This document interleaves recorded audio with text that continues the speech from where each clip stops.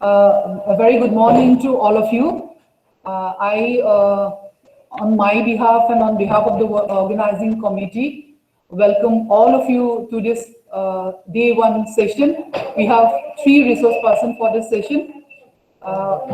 And before starting the session, I would like to mention that this is an interactive session, and I request all the participants to interact with our resource person. And you can also write, if you have any queries, you can write in the chat box also.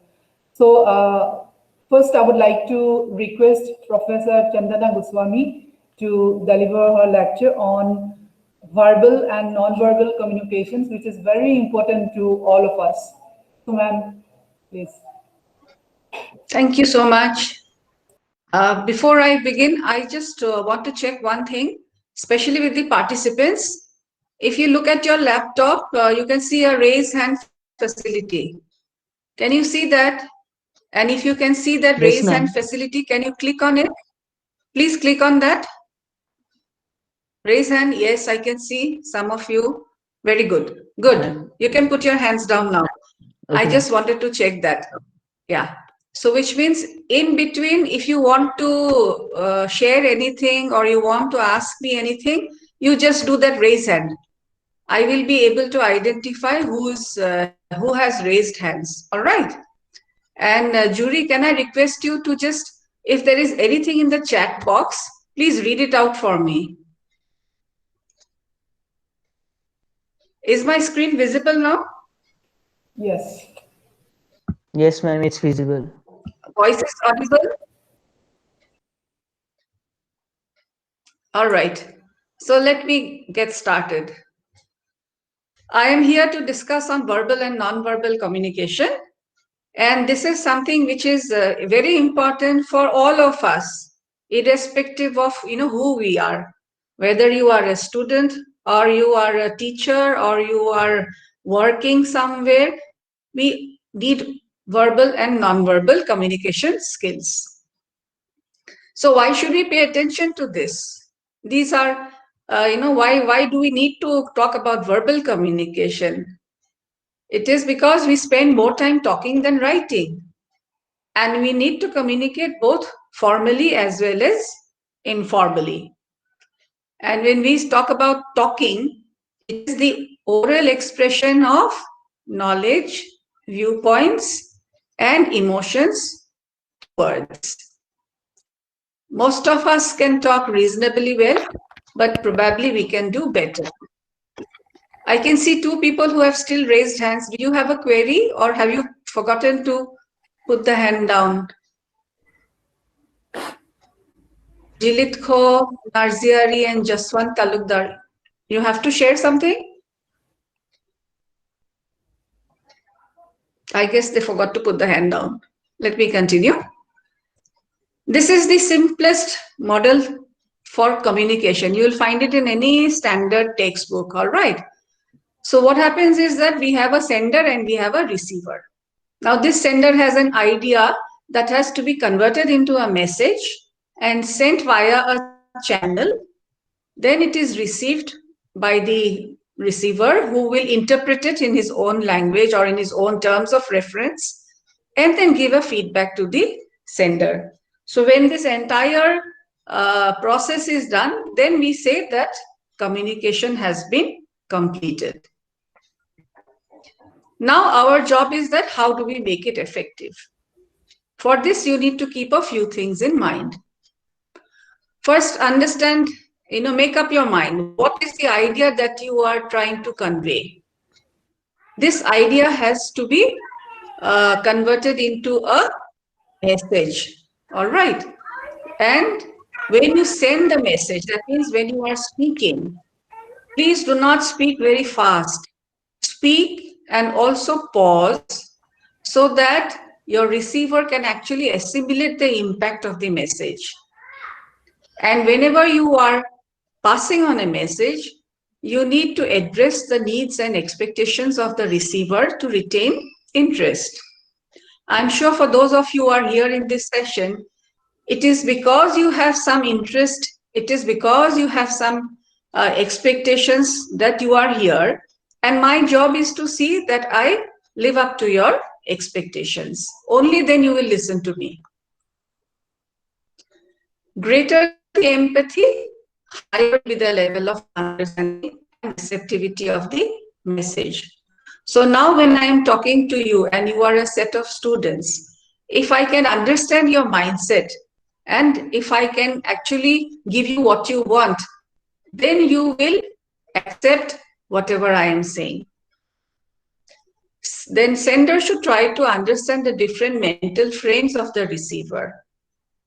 If the audience or the receiver is not in a good frame of mind, for example, he or she is angry, is disturbed, no, under those circumstances, they will not really listen to what you're saying, neither understand what you're saying. So therefore, before we speak or before we pass on a message, we must try to understand this mental framework of the receiver. Finally, perform a security check to ascertain that all the points have been dealt in with the desired order. So when we are going to speak, before we open our mouth, please, first of all, decide what is it that you want to say, how is it that you are going to say, and you must structure it. It has to be in a structure. This is what we mean by doing a security check. Some points that you must keep in mind. Select the precise word. No two words convey the same meaning, and therefore you must not have knowledge of antonyms and synonyms. Let me give you an example here. The word is important. You can have other substitute words also. Instead of saying it is an important document, you can say the document is required, or it is vital, it is essential, it's a primary document, it is a significant document, it is a critical document. Each of these words have different strengths. I am sure you will understand that if you say it is a significant document, people will pay more attention to it rather than when you say, document is required. All right.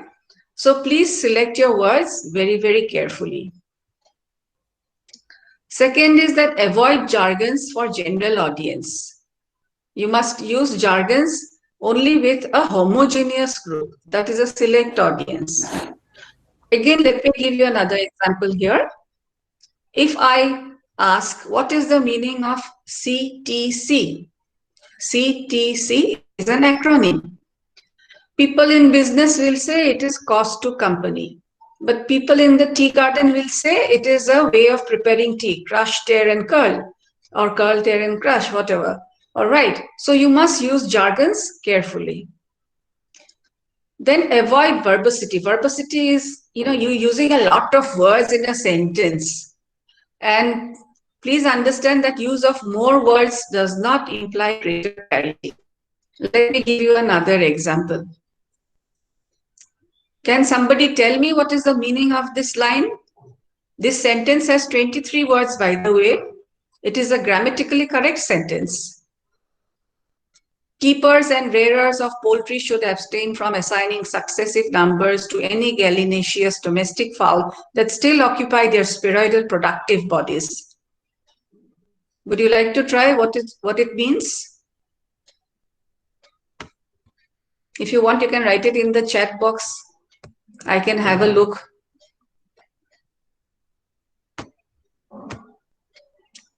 Very difficult. All right. Let me tell you, in simple terms, it means do not count your chickens before they hatch. Did you see? There were 23 words in that sentence. All right. And we could not understand anything. And how many words does this sentence have? About 8. No? So therefore, please be careful. Also, voice modulation has to be maintained. As and when necessary, you must raise your voice, you must lower your voice so that, it is attractive for the audience. Maintain audibility of voice and words. Audibility of voice is that, am I speaking loudly enough so that you can hear what I am saying? Audibility of words means I should not eat up my words. Some of us, have a tendency to eat up our words when speaking. Next, carefully frame your opening and closing words to attract audience attention. So before you begin your speech, you must have something interesting so that the audience is attracted towards you and is likely to pay attention to you. And similarly, when you are ending your speech, say something interesting so that people will remember you that, oh yes, I heard that person speak. It was so interesting. Also use humor a little bit if you can.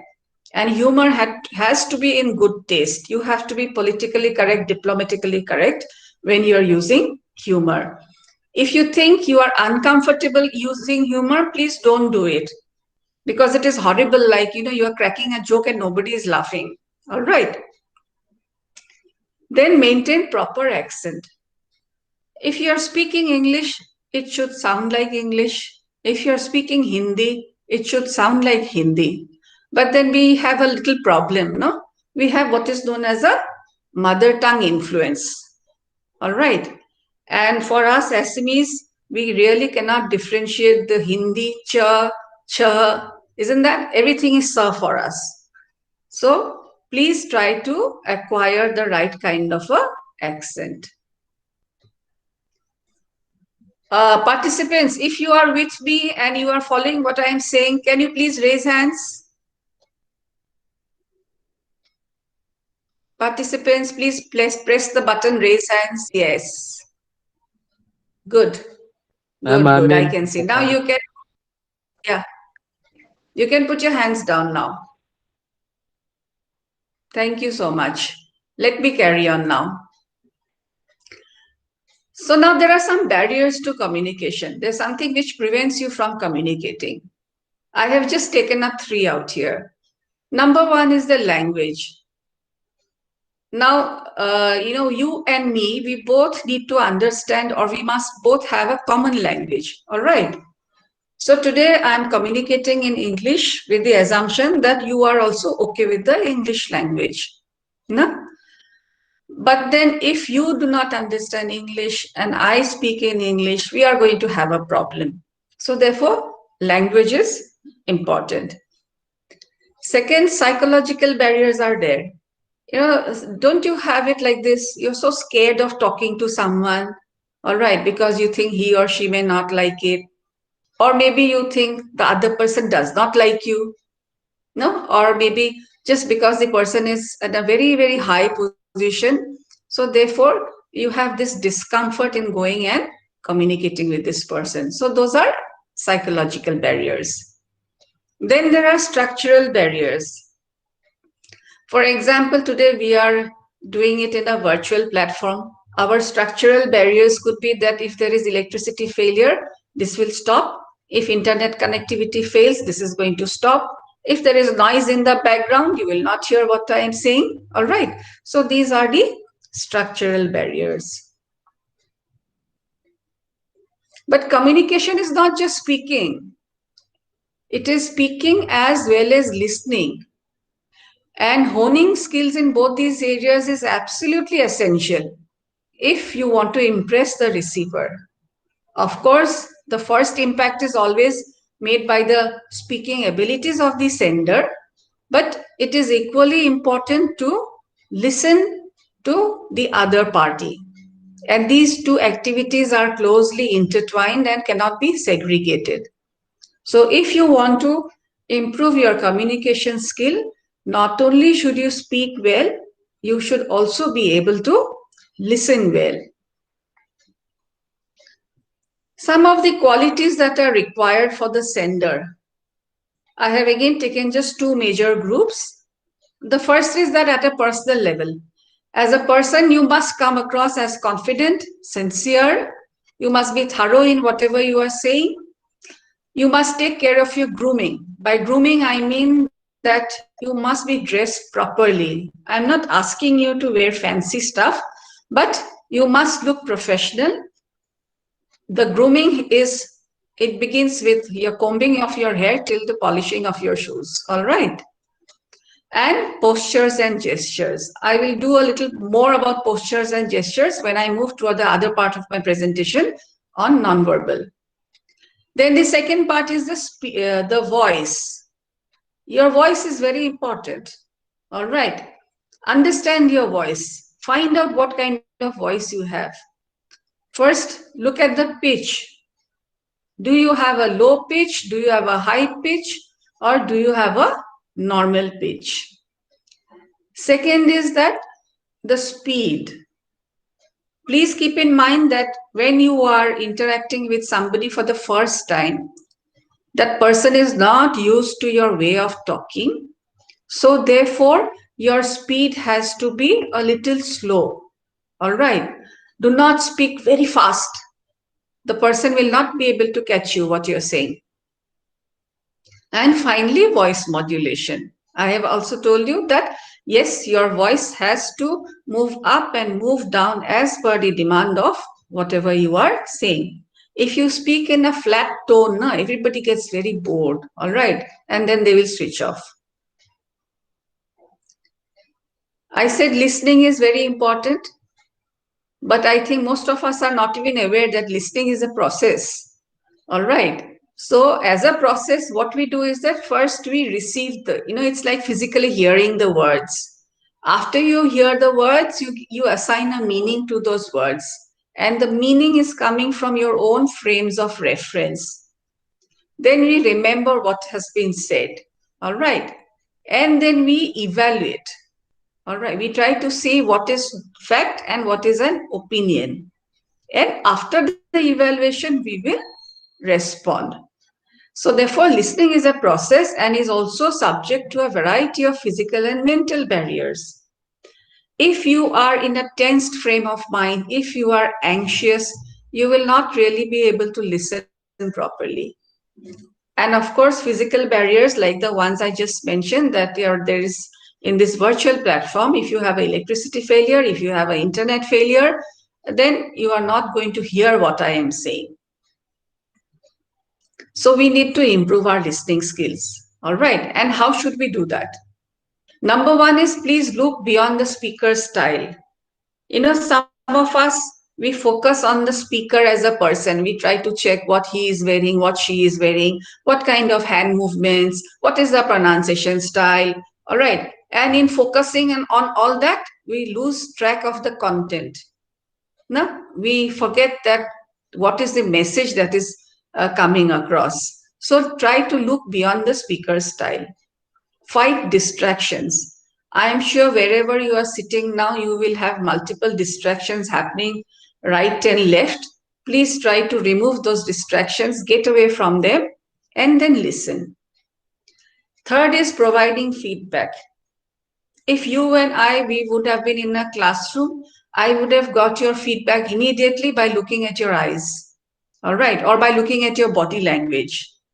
But today I'm not able to get a feedback like that. So from time to time, what I'm doing, I'm asking you to raise your hands. So the moment you raise your hands, that is a feedback for me.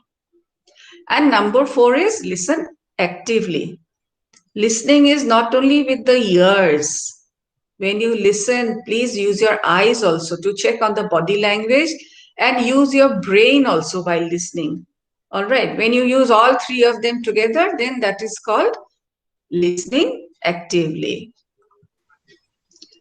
And eyes are very important. Your eyes are a dead giveaway if you are not listening. And blank stares don't conceal boredom. We can very easily read. So therefore, a good listener uses his eyes and mind also, along with the ears, while listening. So is it okay so far? Please raise your hands.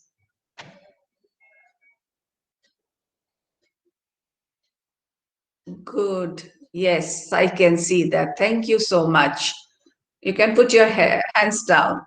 All right. I will now move to something which is going to be of importance for you, telephonic communication. Because now in future, you are going to have all your interviews done over telephone, whether it is in the video mode or not in a video mode, but your telephone is going to become a important thing in your life. So let's focus on telephonic communication. Now, what is missing in this telephonic communication as compared to talking to face in an interview is that there is no eye contact. Even today, I cannot see you. All right. I cannot judge your body language. I am not getting visual feedback. And there is no scope of gauging a person's receptivity. All right, so these are some of the important things that are missing in a telephonic conversation. And also, if you are ringing up somebody, please keep in mind that nobody wants to attend to an unexpected call during a busy day. And there is no predicting how the person will also react. People react in different ways. No? Some are rude, they are really hostile. Some will cut you short, they will hang up. Some will be a little nice and say, can you call me later? And some may be even more nice. They will be very accommodating. They will tell you, oh yes, what is it that you want to discuss and all that, and will give you time. So let's focus on some sender-oriented strategies. That means if you are making the phone call, what is it that you should be doing? Number one is please choose a good time. All right, now this good time is different for everybody. And for your good time, it is like don't make phone calls when you are tired or when you are distracted. All right, because see, you can't see the other person cannot see you. The only thing that is going across is the voice. So if you are tired, your voice will be very low, and we don't want that. Your voice has to be filled with positive energy. And when you are talking to people, please smile on the phone. You know, when you smile, your voice changes. All right, and people can understand. So smile when you talk. And before you even begin saying anything, please, the first statement should be that please ask whether it is a good time to talk. All right. After that, you carry on your conversation. So when you're opening the call, make sure that there is no background noise happening. Remove all that. And of course, you must say good morning, good afternoon, whatever it is, the time of the day. And please mention the purpose of your call. Be direct. Say nobody has time to waste. So if you're making the call, good morning, so-and-so, and then I am so-and-so speaking, from where you are speaking and why are you making the phone call. All right. And if you are going to talk with somebody whose name is a little difficult or different, please practice it beforehand. You know, we don't like when people get our names wrong. You must know how to pronounce it properly. Display genuine interest. Allow the other party plenty of time to speak. See, the other party cannot see you, no? So therefore, when you are having the conversation, in between you must say, oh, is it? Yes, all right, those kind of things, no? Then we feel that you are actually on the phone call with us. Avoid acting rushed, even if you are. You may be in a hurry, but don't let that reflect in your voice. Since you have decided to make the phone call, which means that you should be able to do justice to that phone call. Offer a variety of response options. For some reason, if the person cannot have the communication with you, all right, or maybe needs to get back to you later on, then please give them different channels. You can tell them that, sir, you can ring me up, or you can please, respond via email, or a fax, or a voicemail, whatever it is. No? The objective is that you must make it easy for them to get back to you. All right. And finally, you must close on a cordial note. A cordial note means that you thank the person for talking to you. All right. Say, thank you so much, sir, for giving me your time. And I hope you have a great day ahead. So those are some of the lines you must be using. For some reason, if you have to follow up the phone call, please ring back on the date and time that you have promised. All right. But then again, we don't want you to follow up so much that you sound very desperate, kind of. It becomes irritating. No? But timely follow-ups, if you do, we will understand that you are sincere and committed to the task. Again, can you raise hands if it is okay so far?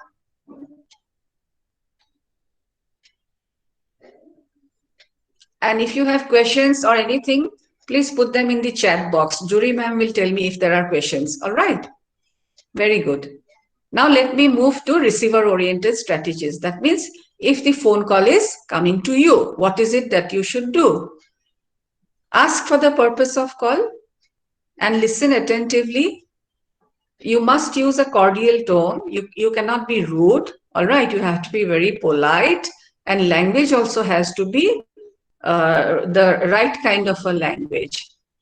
And you should be able to paraphrase the crux of the message. It means that after listening to whatever this person has said, you should rephrase it in your own words and say, so did you mean to say this? All right. When you rephrase it and say, that is paraphrasing, then the other person will understand how accurately you have understood. So this is a kind of a feedback also. Now this is very important. You are all going to have a telephonic or a video interview. And please prepare for it as you do for a face-to-face interview. Even if you are sitting at home and you are appearing for this interview, please keep all your documents ready with you, just as you do in the regular interview. And dress smartly. It will boost your confidence. There is always a difference between wearing casual clothes and facing the interview as compared to dressing professionally and facing the interview. And of course, find a quiet room with good network connectivity. Tell your family members not to disturb you as possible. All right. And they should maintain silence. I have seen in some interviews, the mother is so curious to see how the son is sitting for the interview or doing the interview that she comes and peeps into the room. So the son gets distracted, and from his eyes, I can make out he's looking the other side, looking at the mother and telling her to go away. All right. Make sure that your room and background look professional. This is very important for a video call. You are now used with all different technologies, no? I'm telling you to familiarize yourself, but I'm sure you have done Zoom meetings, you must have done Google Meet and all that. Check that out. There is always provision for either blurring your background or having a virtual background, okay? Or if you cannot do all that, make sure your room looks neat and clean. We do not want to see dirty stuff in the background. So that was about verbal communication along with telephonic conversations. I will now move to nonverbal communication. So nonverbal communication is unwritten and unspoken messages, both intentional and unintentional. That unintentional part is the one which gives you away. You will not even realize that unintentionally your body language has sent out different kind of messages, okay? So when we talk of body language, we are talking of facial expressions, eye contact, tone of voice, body postures and motions. And again, let me also tell you, body language is a huge topic, and I have picked up very specific few things which I feel is important for you. Number one, postures. I'm sure, in school, your teachers must have told stand straight kind of. No? Why did they say all that? Even today we say stand straight, sit straight. It is because if you slouch, your shoulders droop, they droop down, they droop inwards. And what happens? Your chest will collapse, and that inhibits your breathing. So when breathing is inhibited and your breathing is not normal, believe me, you will not be able to speak well. All right. And not only speak well, you also feel this, you have this discomfort. You are uncomfortable. You're feeling nervous. All right. So posture has to be straight. If you slouch, I will understand that you are uncomfortable. You are nervous. Head position. Can you see these two people? The man, his head position is kind of a normal position. All right. But if you look at the lady, can you see she has raised her head, chin is jutting out? No? So which means that she is more assertive kind of, and whatever you are saying at that moment, she's showing a superiority kind of a thing. All right. So your head position tells us a lot of things about you. Then we can also find out, what kind of person you are by looking at your legs, looking at your arms and palms. Unbelievable, isn't it? Can you look at this? The open posture. This man, he is standing straight with a normal gap between the legs. All right, hands are very loosely lying by the side. So this is a non-threatening posture. Okay, this person is comfortable with you. But look at the second picture, the aggressive posture. Hands by the side, legs even more wider. All right. So that is an aggressive one, which is not desirable. At the bottom, can you see how the hands are being held? There is a gentle clasp and there is a tight clasp. If you are standing with your hands at your back, all right, don't do a tight clasp. If you hold your hands very tightly, you will not be able to speak. Your words will get stuck. All right, the fluency will be lost. So therefore, even if you're holding it, please hold it very gently. Then can you see the one in the white shirt, hands stretched out? Or that's an open palm. So when you're sitting for the interview also, and if it is a face-to-face, put your hands on the table and let your palms face upward. Number one, it will show you that you are open and transparent. All right. And secondly, then you can use your hands for making gestures. Hand gestures are an important part in communication. Then there are other expressions and gestures, and they have different meanings. Just watch yourself how you are sitting. If you are leaning forward, which means that you are concentrating on what you are hearing right now. Or if you are leaning forward and speaking, it means that you're trying to emphasize your point. However, it could be that you are leaning back on your chair. If you're leaning back on your chair and listening, it means you're taking time to think and go through what I am saying. Number 3, stroking nose. Unless you have a running nose or something, if you are stroking your nose in between having a conversation, I will understand that you are feeling defensive. Or maybe you are not telling me the complete truth. Something is wrong out here. For those of us who wear spectacles, if I remove my spectacles in between the conversation and I put it down, it may indicate that I am no longer listening to what you are saying and I have already made up my mind. All right. Number 6 is stroking chin or leaning on knuckles. If somebody is doing that, we will treat it as a case of, again, great interest, trying to absorb information. So these are some of the gestures or expressions and their interpretations. Another important aspect of body language is eye contact. All right. So when you're speaking with a person, you are actually supposed to make eye contact.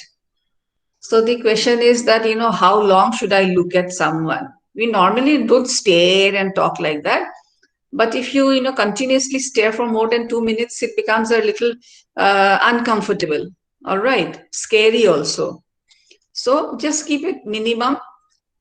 Then cultural context I'm saying is that there are some countries in which it is bad manners to look in the eyes. All right. On the other hand, there are other countries where if you don't look into the eyes and talk, I will treat you as somebody who's telling me lies. So please understand the culture in which you are working and accordingly maintain eye contact. Excessive blinking. See, our eyes blink. All right, there's a normal blinking of eyes. If you have excessive blinking, then that is not good, unless it is a medical problem. Okay. Then shifting eyes. When you're talking with somebody, you are supposed to focus on this person and not look left, right, up, down, and here and there. Shifting eyes are bad. So therefore, if you are looking at somebody, now the question is where to look. So this is my face. In the formal communication, you will look at a person only from the top of the forehead up till the nose. You will not go below the nose. All right. So that is the part which you will focus when you are having a conversation. Body language, another important aspect is touch.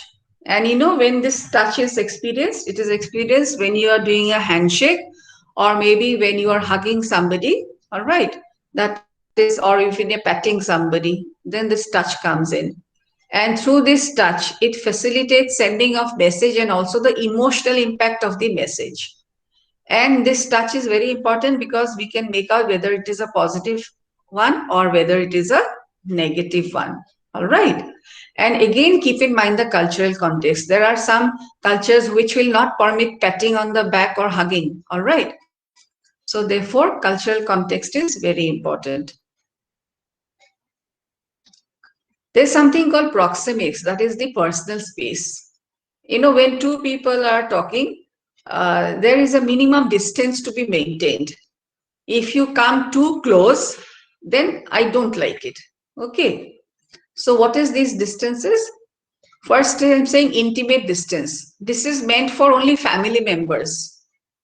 A family member can come so close and stand next to me that, you know, we touch each other. All right.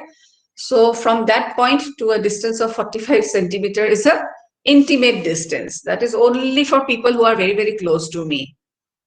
Then personal distance will go from 45 centimeters onwards to, 1 meter, 1.2 meter, we are saying. Even little more further than that is a social distance. And of course, more than that is a public distance.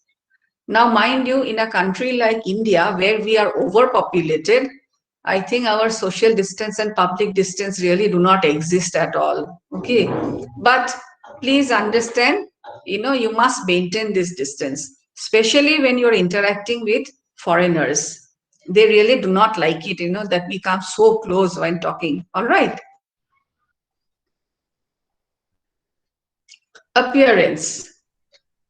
People judge you by your appearance. Don't you? You have this, no? First impression is the last impression, isn't that? All right. So therefore, similarly, your appearance says a lot about you. The kind of clothes that you're wearing, the hairstyle that you have adopted, the jewelry that you're wearing, or your bag, tie, belt, whatever it is. No? We try to form our opinions about you. That is why even earlier I said grooming is very, very important. No? Please take care of your clothes. I don't want you to buy expensive clothes, but professional clothes. All right. Hairstyle also has to be appropriate. You cannot, adopt hairstyles which are very fancy or, what should I say? I mean, not appropriate for office work. No? All right. And also additionally, please be careful of bad breath. Nobody will tell you that you have foul breath coming out. All right. Or body odor, overpowering perfume, dirty nails, smelly socks. So please invest in professional looking clothes and accessories.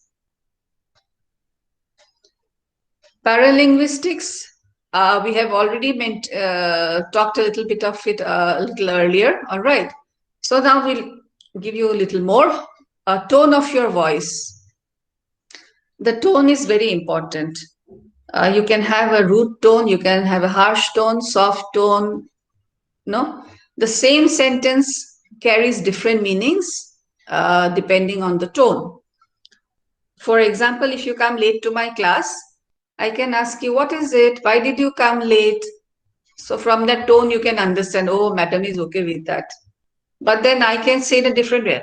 Why have you come so late? Is this the time to come? You can understand, I am angry, but the words are the same. Okay. Pitch, high pitch, low pitch, normal pitch, which we have done.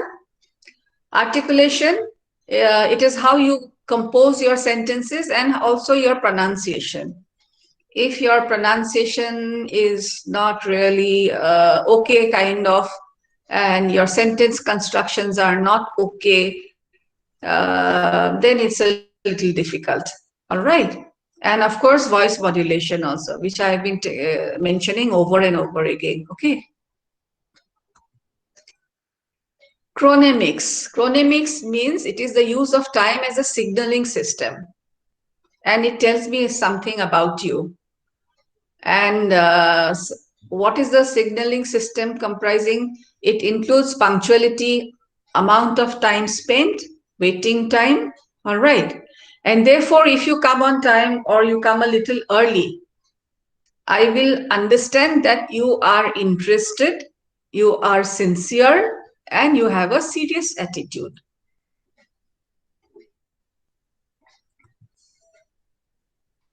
And finally, mannerisms. All right. Please be careful of mannerisms that may put off people. There are some things which you do and people get very irritated by it. All right. So number one is intense stare. Like, you're staring at somebody in the eyes, or, somebody whole body you are staring, which is disgusting. We don't like it. Patting. All right. This patting tendency, I think we senior people have a patting tendency. No, we are very condescending. We pat people on the back, shabash, good, done. But then other person may not like it. Then getting too close for comfort. Remember the personal space that I said? No? Please maintain a gap between two of you when you are having a conversation. We have a tendency to wink occasionally. All right, but don't wink at the wrong time. And don't take up more space than necessary. All right. I have seen people, if you're sitting on the dining table, they will put both their hands and push out their elbows and then take up a whole lot of space in the dining table, or maybe any other table. All right. So please do not take up. And even if you're traveling by bus, you do not have to, take up more space than the seat that you are assigned. No? Those are the things that you have to be careful of. So with this, I have discussed today verbal communication, telephonic communication, and also nonverbal communication. And let me leave you with a positive thought. Push yourself, because no one else is going to do it for you. All right. There is a limit to which your parents will push you to perform. There's a limit to which your teachers will push you to perform. But ultimately, it is you. You are the one who have to, you have to motivate yourself and you have to push yourself. We are all looking for success in life, isn't that? So therefore, I hope that this session on verbal and non-verbal communication was useful for you. And if you are really interested in little more of all this, I have uploaded a few things in a YouTube channel. If you can just type my name, Chandana Goswami, you will find a lot of stuff out there.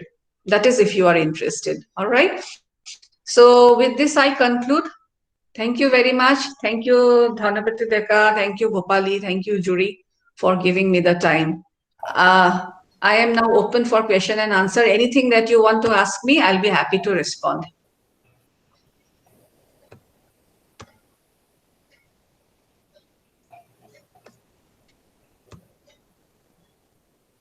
Yeah, thank you, ma'am. With your participants, if you have any questions, you can ask ma'am directly or you can write it in the chat box. So there's no question in the chat box. I think they will ask you. Yeah, I am here and you still have a couple of few minutes now.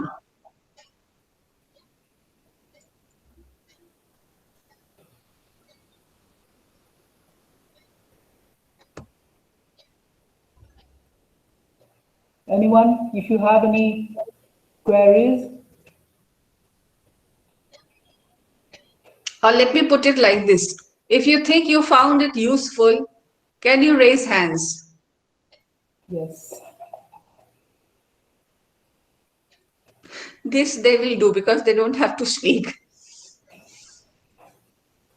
All right, I can see a question. One question. Probin Haloy. He has one Yeah. question. Are personal communication or official communications should have same method process? Okay. First, Yeah. Probin, whatever I have discussed today is applicable for both personal communication and official communication. All right. Except that in official communication, I will, emphasize more on how you write. All right. What are the different methods of writing letters and emails and all that? So I will emphasize more on that. But otherwise, what I have discussed today is applicable for both.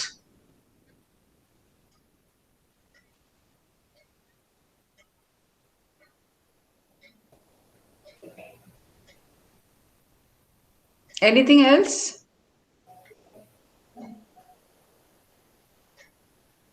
Some of you are saying it's very useful and all that. If you can tell me what is actually useful, that would be nice for me. Then I can get my feedback. What exactly is useful for you?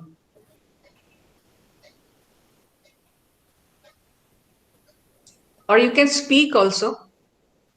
We'll be happy to listen to you.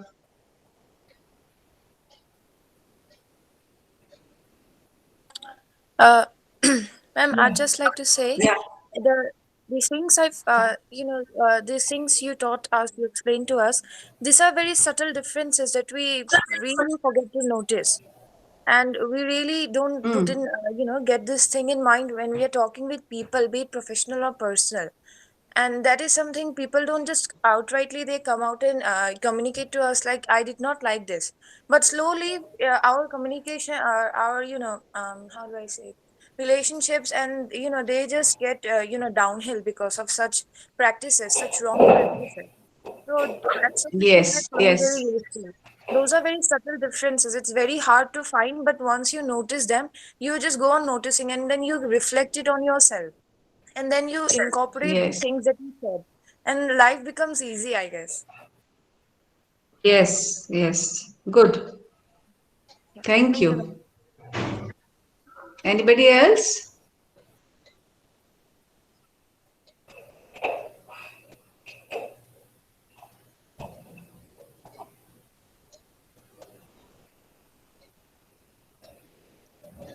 Yeah, hello, ma'am. yeah. Yeah, Yeah, Pranam Gogoi. yes, ma'am. So actually, I Hmm. used to do a few months of job in marketing. So practically Hmm. all of these points are very applicable, because like how to Oh, stand in front of a person, whether it's corporate or residentials or commercials as well. hmm. So corporate, Hmm. I can vouch for that. That's very important. I mean, it's very, applicable, and as well as in personal. So Hmm. I think that's the point. Corporates, it's quite applicable. Yes. Okay. Thank you.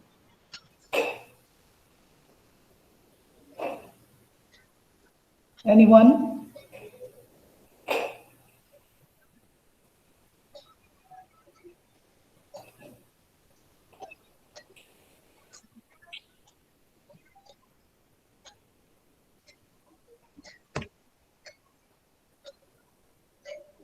Can we wait, or is there anyone?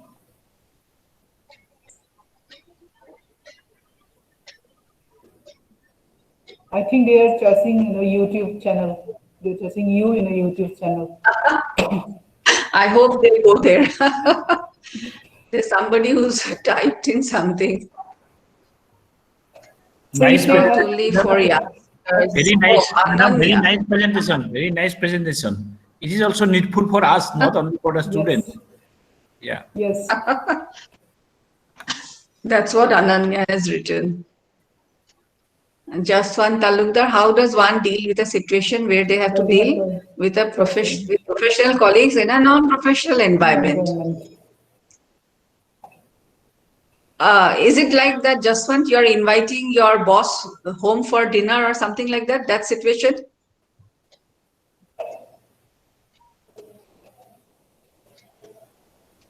Jaswant, can you explain?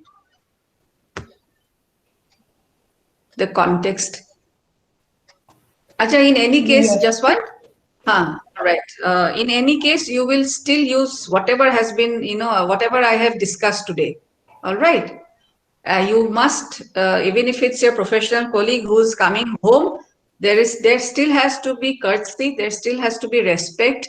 All right. Proper body language, proper communication, proper whatever, everything what we discussed today is applicable irrespective of whatever your scene is.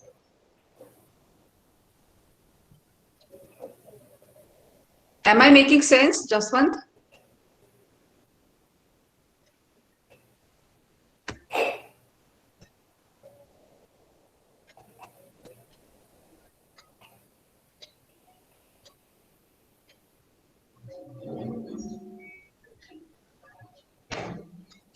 I think, Judy. Yeah.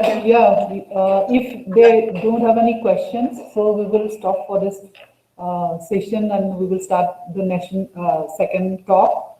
So thank you very much, ma'am. As Ananya Banjusna has said, that it's not only for the youngsters. We need this type of training as well. Thank you so much, ma'am, for sparing your time with us. Thank you for having me here. Thank you for having me here. Okay. Bye. Thank you. If Professor Papori over here. Yeah.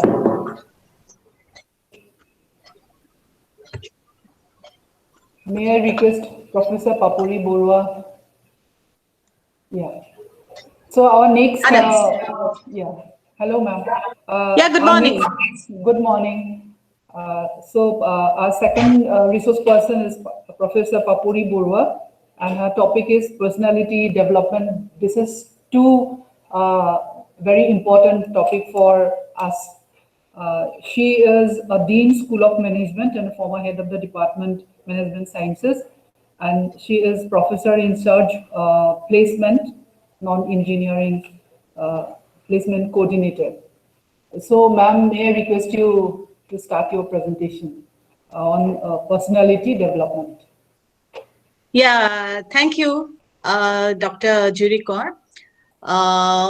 So it is nice that we are here with this topic, that is personality development. So just let me try to present.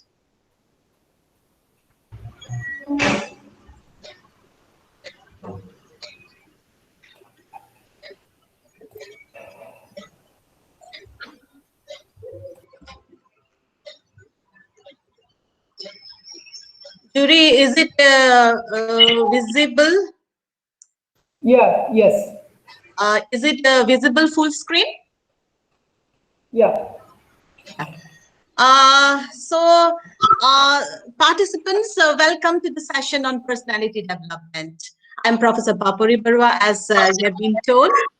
I'm from Tejpur University. So when we say the word personality, what things or whose personality does come to your mind?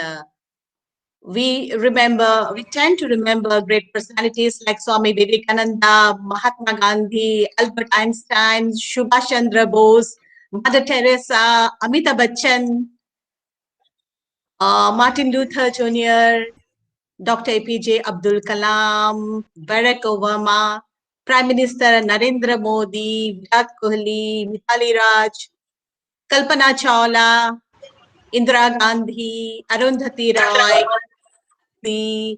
Lata Mangeshkar, Shakuntala Devi, Mary Kom, and Arunima Sinha, like the people.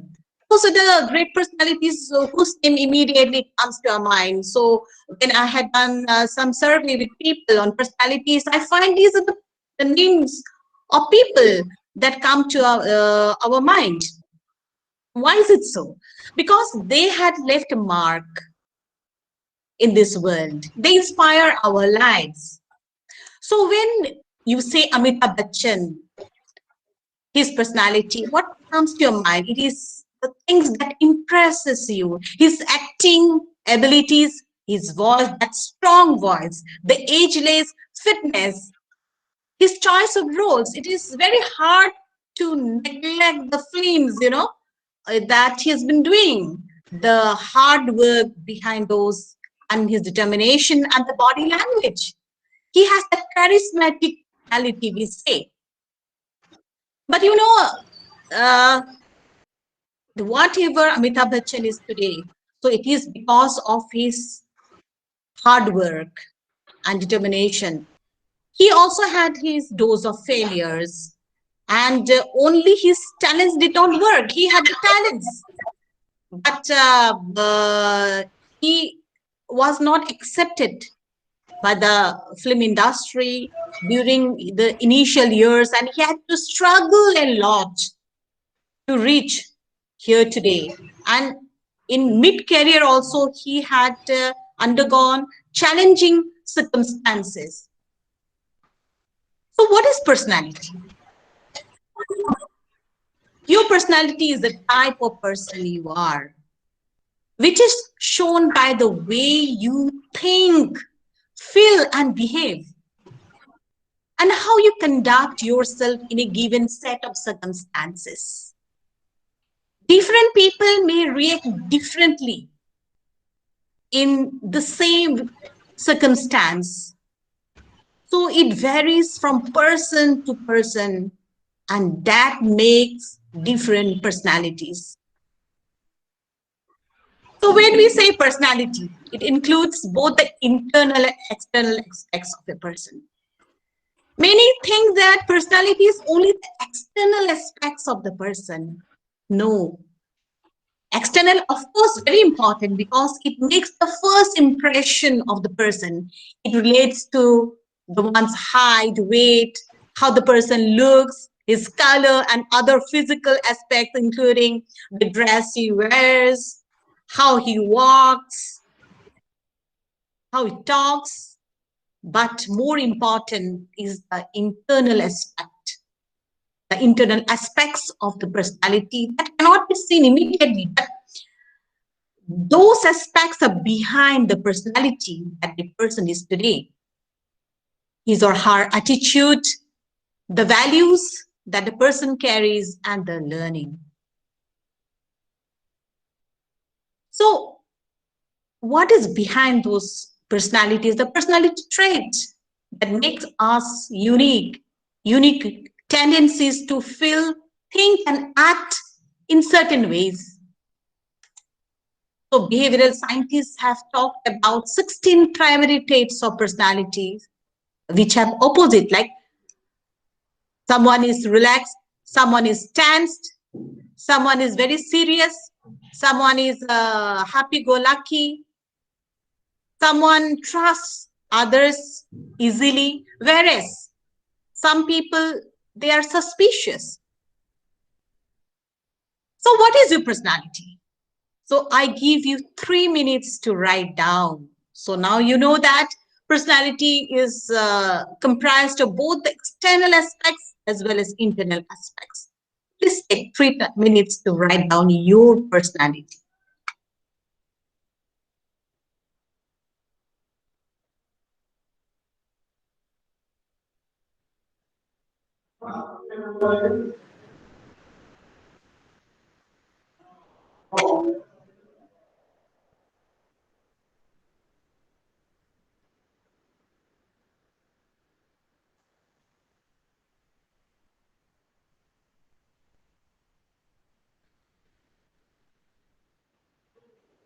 Think your external aspects according to you, and the internal, which is not seen, which you know perhaps.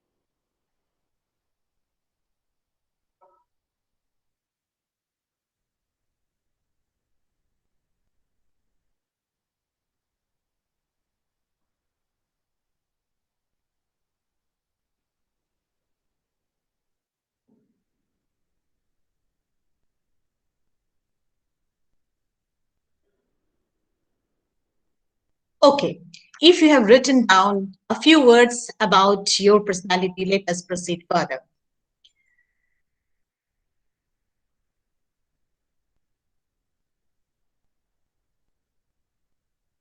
So let us come to personality development. Personality development is about building your capacities to do something more, to achieve something that you want to. It is about nurturing your talent. Only having the talent will not do. Actually, you have to nurture it. Enhancing the new skill sets, because different situations demand different sets of skill from you. So you have to build up that skill. Then working on your weaknesses is very important, because weaknesses are to be transformed into strengths.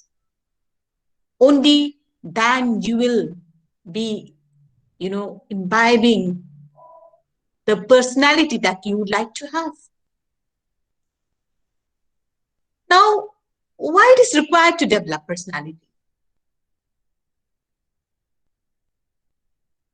To impress others, to get attention of others, to get noticed by others, for students or people who really want their jobs, to do well in interviews. It can be interviews for getting a seat in certain study academic programs also. As a students, you have to appear for Viva voice exams many times. So you too have to do well there. So you need to have a personality. Of course, many of us would like to be accepted by others in society, that is socially being accepted or being popular. We dream to become, popular, to grow in our career, convince others that whatever we are saying has to be accepted. It is good enough. And we would like to be winners in negotiations. Then to make a difference in your life, you like to have a good personality. You would like to develop your personality to fulfill your dreams. Then very important to become psychologically or emotionally strong, so that you have the right temperament and can handle stress. Because if you're not stable mentally, we would not be able to progress forward. And definitely, you would like to be successful in life. But personality development also enables you to discover your qualities. Many times we have got some unique qualities, but we are not aware of that because we have never tried to find out that. Personality development empowers you to make the right decisions and to choose wisely, because you will work hard to do that. It builds that one winning quality in you, that is a confidence. Confidence people are more equipped to succeed in the long run, because they can take their things across the border. Personality development assists you in communicating clearly, convincing, and precisely. Once you know how to develop personality, you will be seen as a leader. You will be accepted as a leader by your peers and your colleagues. So we want to develop our personality for these reasons. This is not an exhaustive list because there can be some more. But let me ask you, how motivated are you to develop your personality? When we talk about personality and the needs of people, there are 4 needs of people. The body says the body wants to live. So survival. So most of the time we spend in our lives for the body. the care we take for our body, whether it's a food, whether looking good, whether doing some physical exercises like going to gym. So it's a body. But there is a need of the heart too. The heart's need is to be loved. We would like to build relationship with others. We would like to be accepted in the society. The higher level need is the need of the mind. That is for growth and development. To learn. So that is the need of the mind. Then the highest level is the need of the spirit, our soul. That is to leave a legacy. Give meaning to our lives and contribute to this world. So this is the highest level. And it gives us or makes us know the purpose of our existence in this world. Now, how to develop your personality? So I give you 4 minutes to identify your strengths, your skills, talents, things that you're excellent at.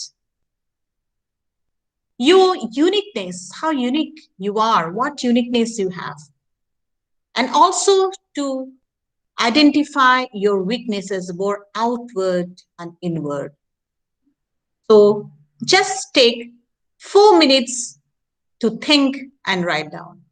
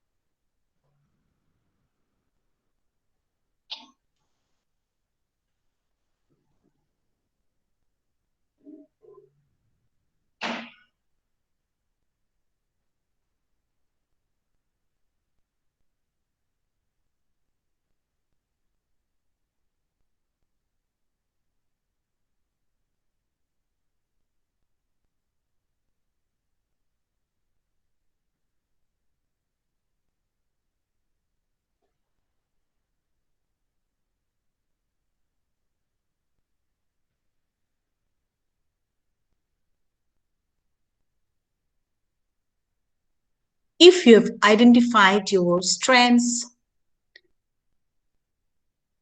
so go to your weaknesses. Have you tried to identify your weakness?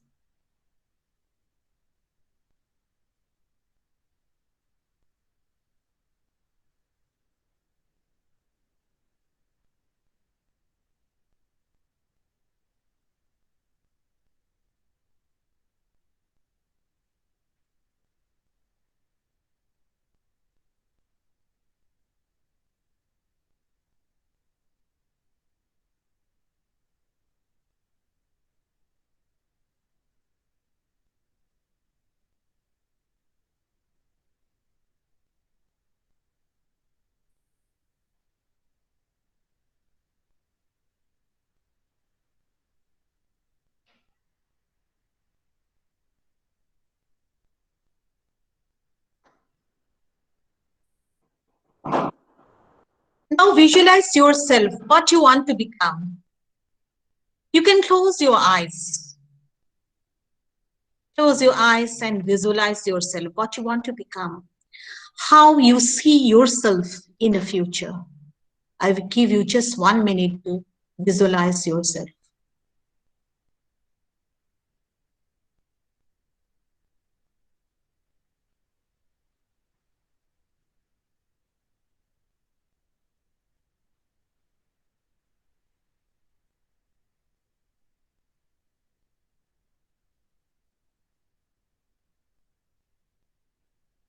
It can be a good career.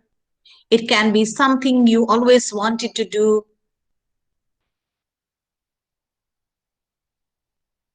It can be your success.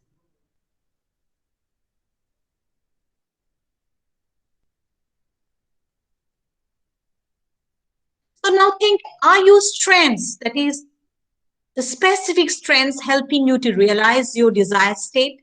Desired state means whatever you have visualized for yourself. Have you properly exploited your skills and talents that you identified, that you have? Have you exploited, used your uniqueness, things that are unique to you, things that you are excellent at to achieve what you want, or at least move in that direction? If not, what are the strengths you should imbibe?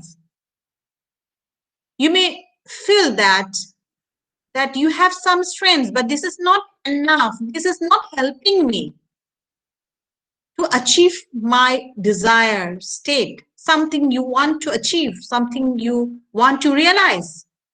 That means you should imbibe new strengths. And if so, the question is, how will you do that?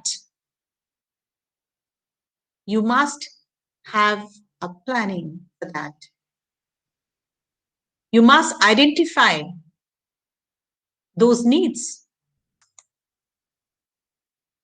Next, are your weaknesses obstacles, or they do hinder to attaining your desired state? If so, how to tackle them? What effort you should give? For example, if someone has a fear of public speaking or getting nervous during interviews, what should you do? Maybe you can practice. Maybe you have to seek a feedback from others. You can also take a course on public speaking, etc. So you can think about how your strengths are helping or not helping, and what new strengths might be required, and whether your weaknesses are creating obstacles to you in achieving your desired state. I give you 1 minute to think on this.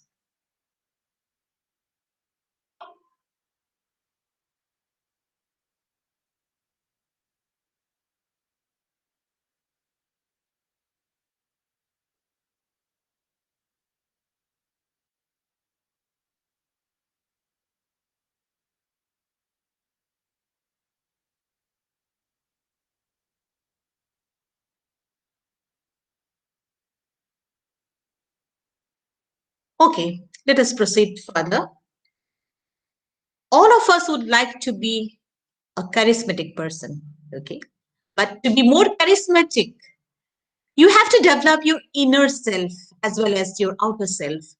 Developing your outer as well as inward personality is important to achieve whatever we want. Something called branding yourself is important. If you know that what personality you'd like to become, so this is called personal branding. You have to give an effort to market yourself, to create a public image, a uniform public image that demonstrates your values and your reputation. So how you can do that?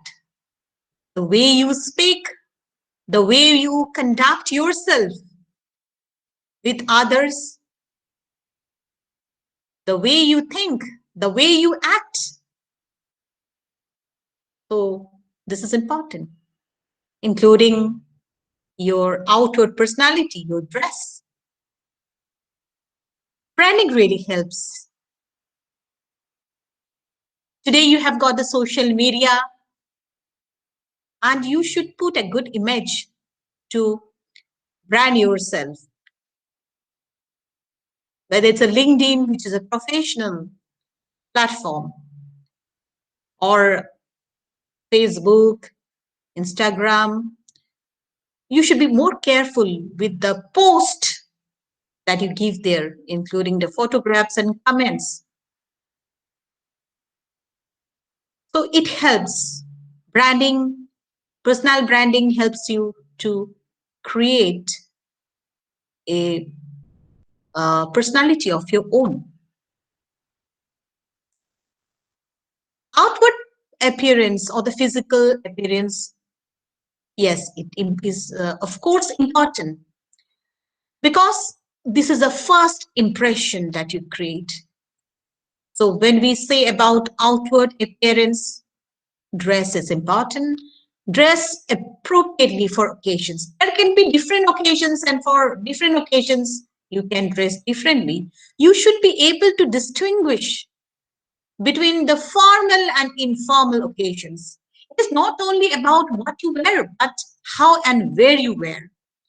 You know, when we are talking about the formal occasions, formal attire is expected for the boys. It can be like this, the image which I am showing. More formal, it can go with a tie. But of course, you have to see where you're wearing. To a job interview, you have to be careful about your appearance. It can be the business suit for boys or girls. But it depends which background you are from. So for certain background of study or area domain, you need not wear a business suit. It can be something others, but it should not be shabby.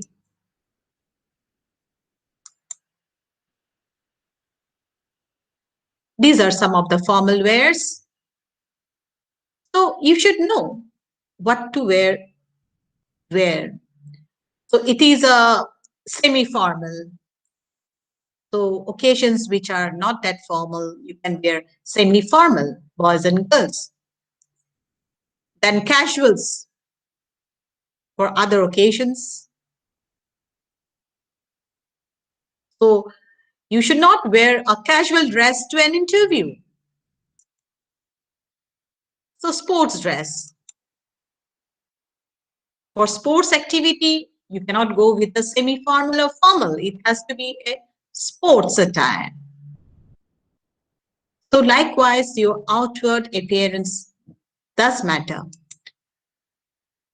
So your appearance for interviews, for formal occasions. So there is a distinguish between these two. You should be careful about your hair, the face, about your hair, including the boys and girls. If you have a haircut, the haircut should be proper. Then we see that many people use accessories. So you have to be careful with the kind of accessories which you use, and that should not be used. Earrings for boys, you know, like 1 year or 2 years, unless and until it's something you must wear.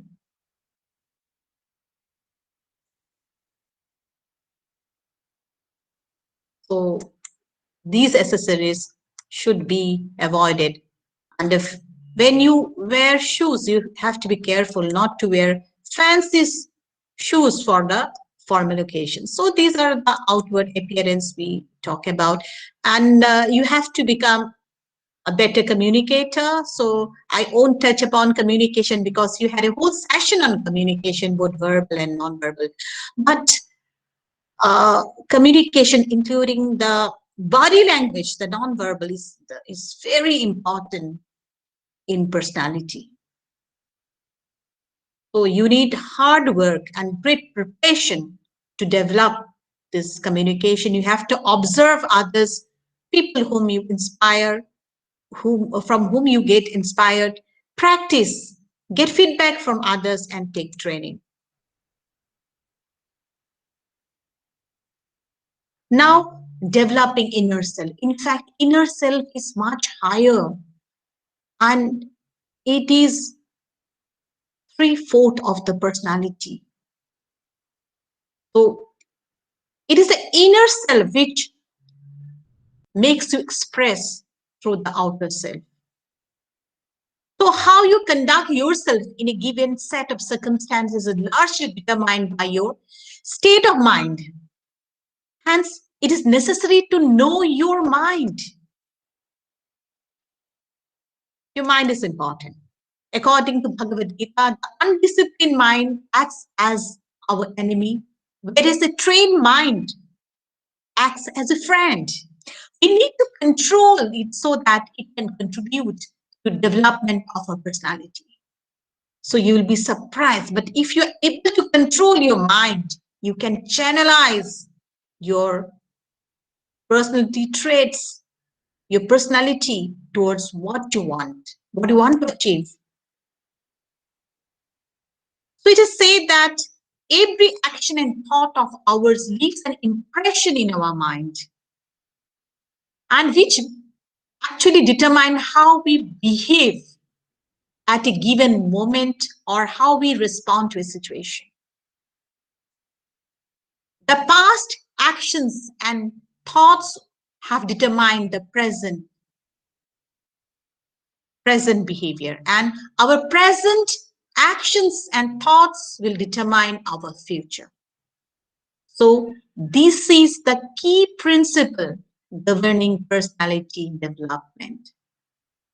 So take care what you think, because this will determine how we'll act, how we'll conduct ourselves in future.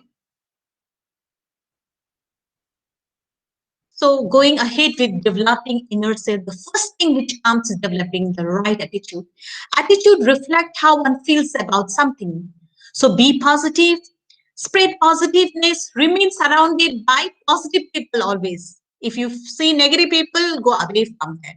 It is about looking at the glass half full or half empty. Those who see the half full, they are positive people. They have got the right attitude.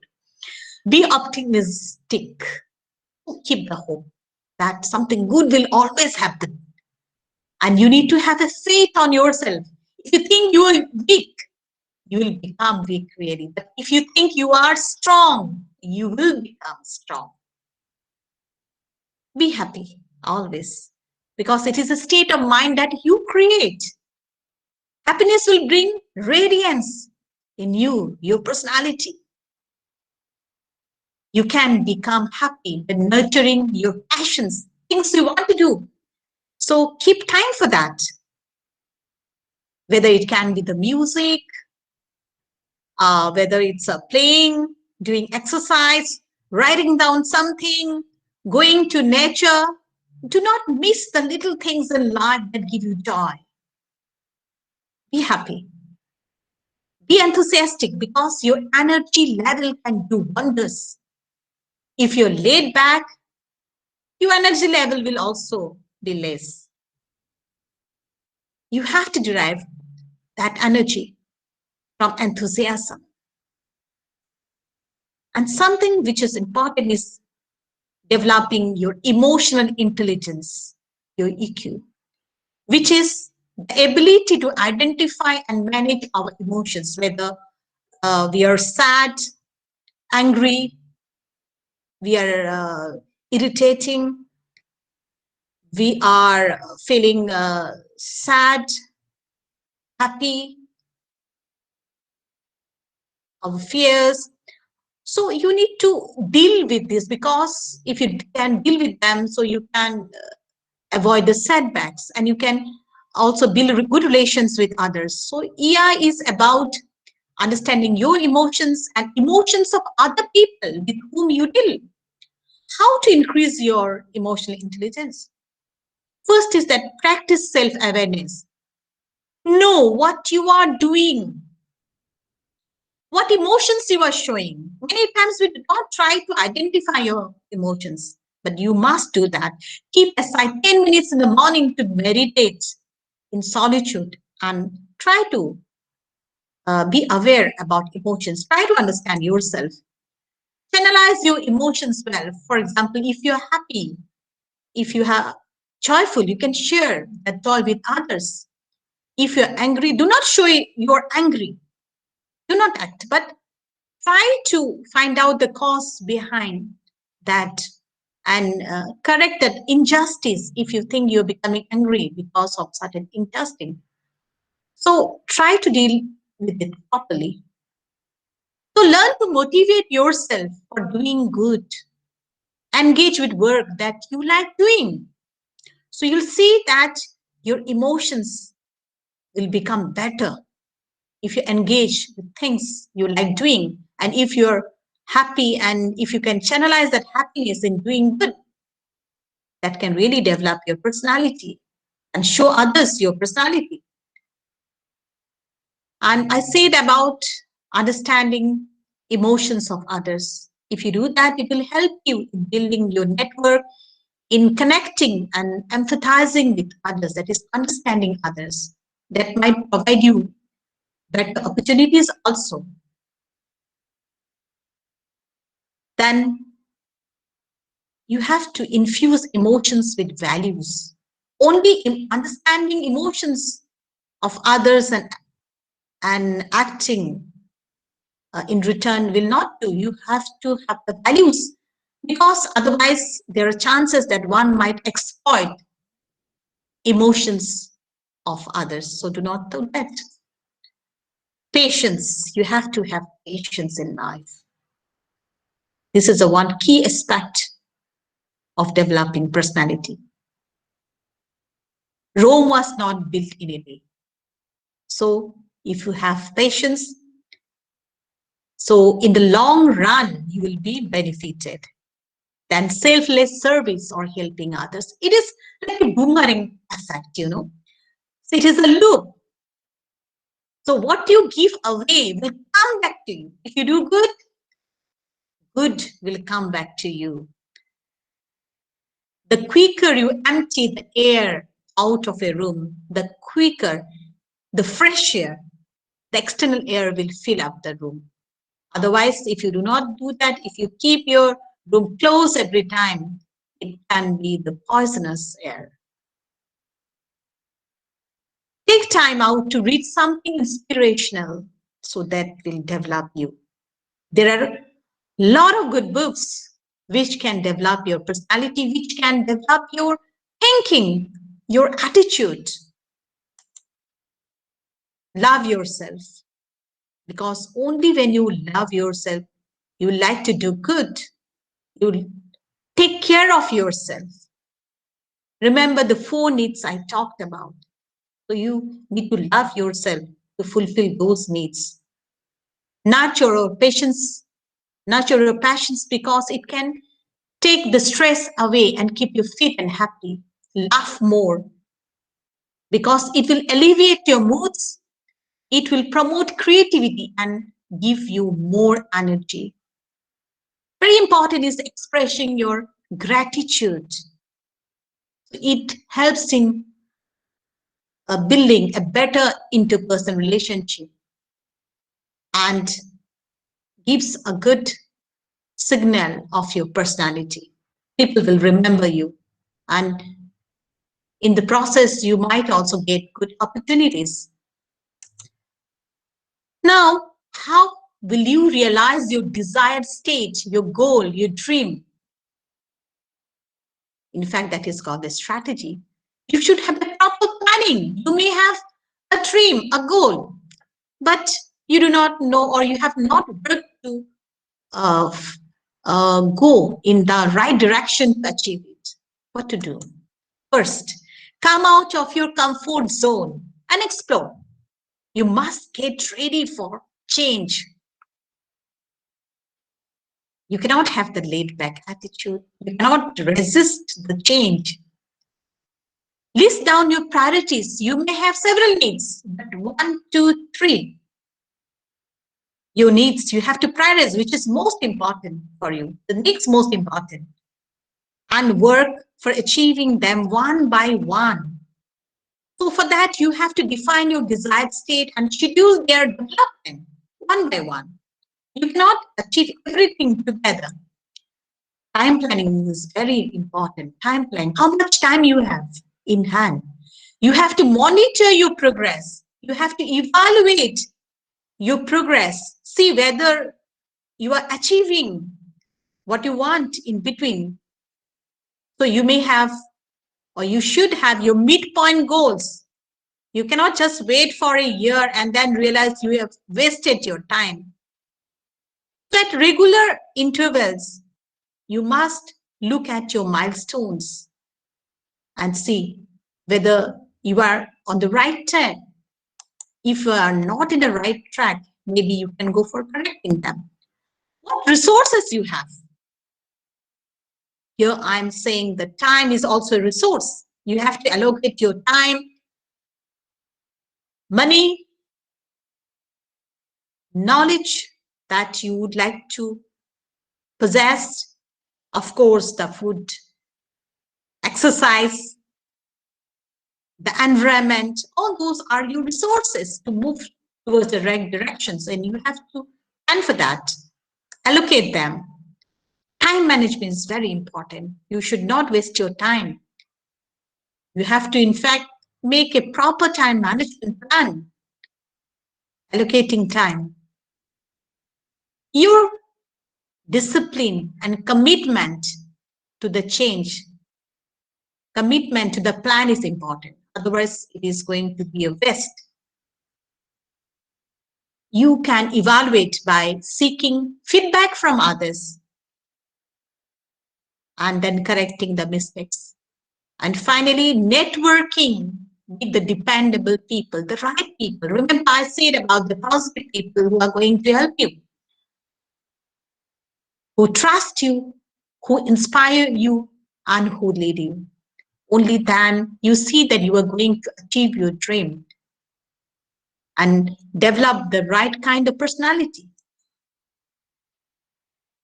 Start your day with a smile. So this is very important. You cannot brood, You have to start the day with a smile. You have to rejuvenate yourself, get energy, exercise. So that is a starting. You can do meditation, yoga. So you see, we talked about self-awareness. We talked about happiness. So you have to start the day well, with a good note. Again, end the day with a good note. End the day with retrospection. That is what you have done for the whole day. Was it right? Introspection. Thank God, that way you are showing gratitude and all others for the day. So meditation improves your mental ability. You see, you will feel that you are powerful. It shows your direction for achieving your goal. It increases your spiritual quotient, which will help you to understand yourself and in achieving your goal. While you develop your personality, it is very important for you to deal with your failures and rejections. We started with Amitabh Bachchan. Amitabh Bachchan had his own dose of failures and rejections. Do you deal with your failures with frustration, with depression? Okay, it should not be. Rather, you try to deal with these properly, your failures. You have to deal with them with your determination and enthusiasm. because you have to find out why you failed and start planning to get away with the reasons for failing. Something which might be related to you, something which is not related to you, but it comes from the environment. And you cannot change the environment, but you can change the way you conducted yourself. Maybe you can imbibe new qualities to deal with the environment. So you have to remember that they said failures are but the pillars of success. Many successful personalities, they had a lot of failures, and ultimately they became a very known name. I'm not going to name you, but you try to find out. You learn from your mistakes. So identify them, rectify them. Observe personalities whom you admire. But also find out, why do you admire them? Do you want to become like him or her? And why? If you can identify this, that means half of the work is done. And you're ready to go for a change. But remember, your commitment and discipline is important. Again, I repeat, imbibe values. Values are very important for developing a right kind of personalities, because we're talking about something which is long-term, not short-term. You respect others, help others, empathize with others, be humble, honest, trustworthy, so on and so forth. Think good, feel good, do good, and remember, then you will be really noticed by others.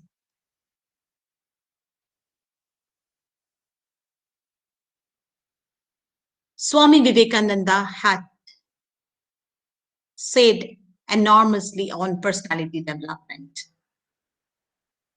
So he said that you are the makers of your own fortune.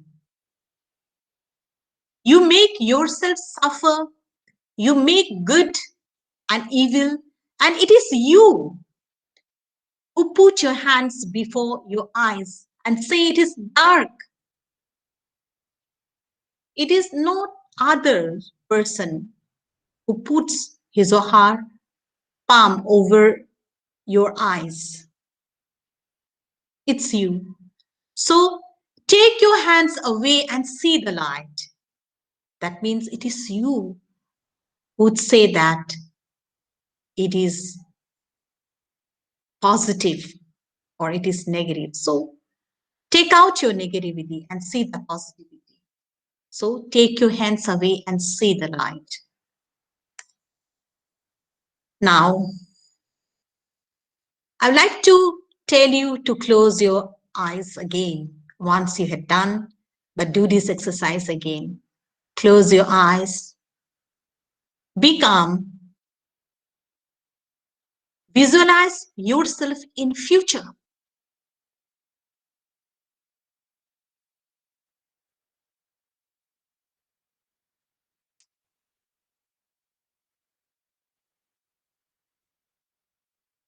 You have developed. You know the qualities which are required to develop a good personality.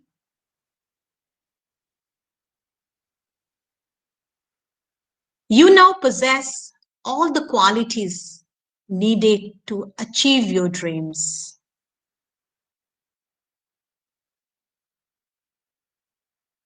You are unique.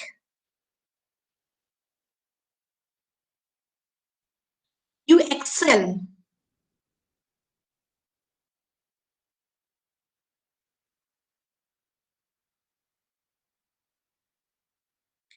You see yourself the new you. Feel the new you.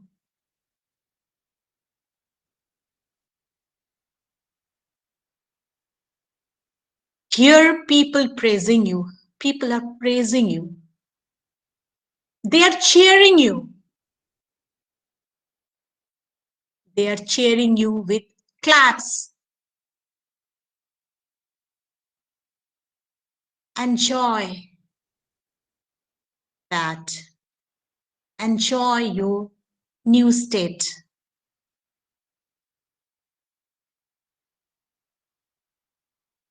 Bring a smile. Smile. And realize the happiness of achieving the desired state.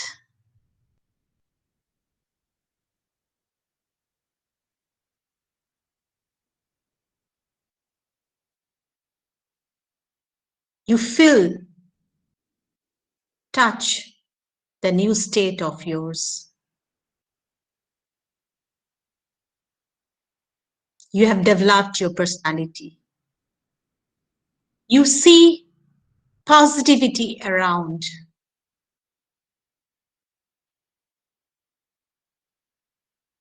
You are happy. Now rub your palm. So rub your palm.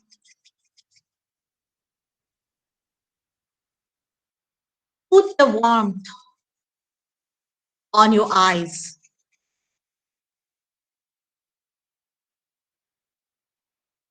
Feel the warmth.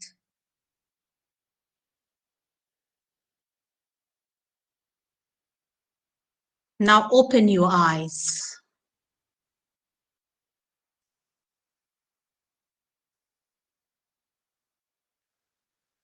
Now feel the radiance in you. Feel the change in you.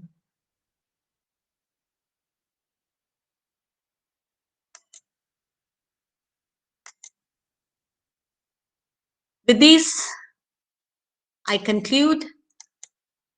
Thank you.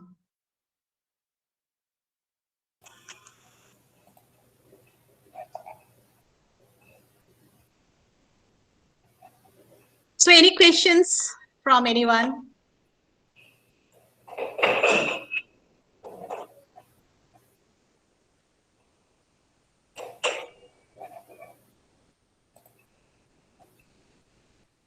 If you have any questions, you can ask.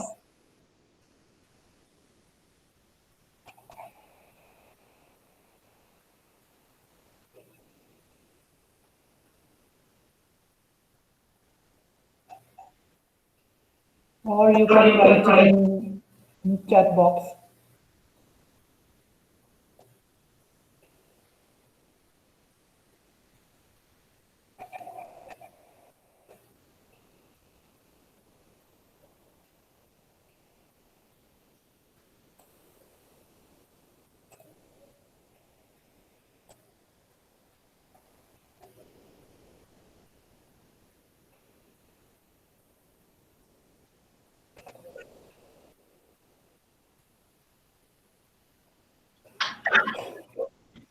Can I?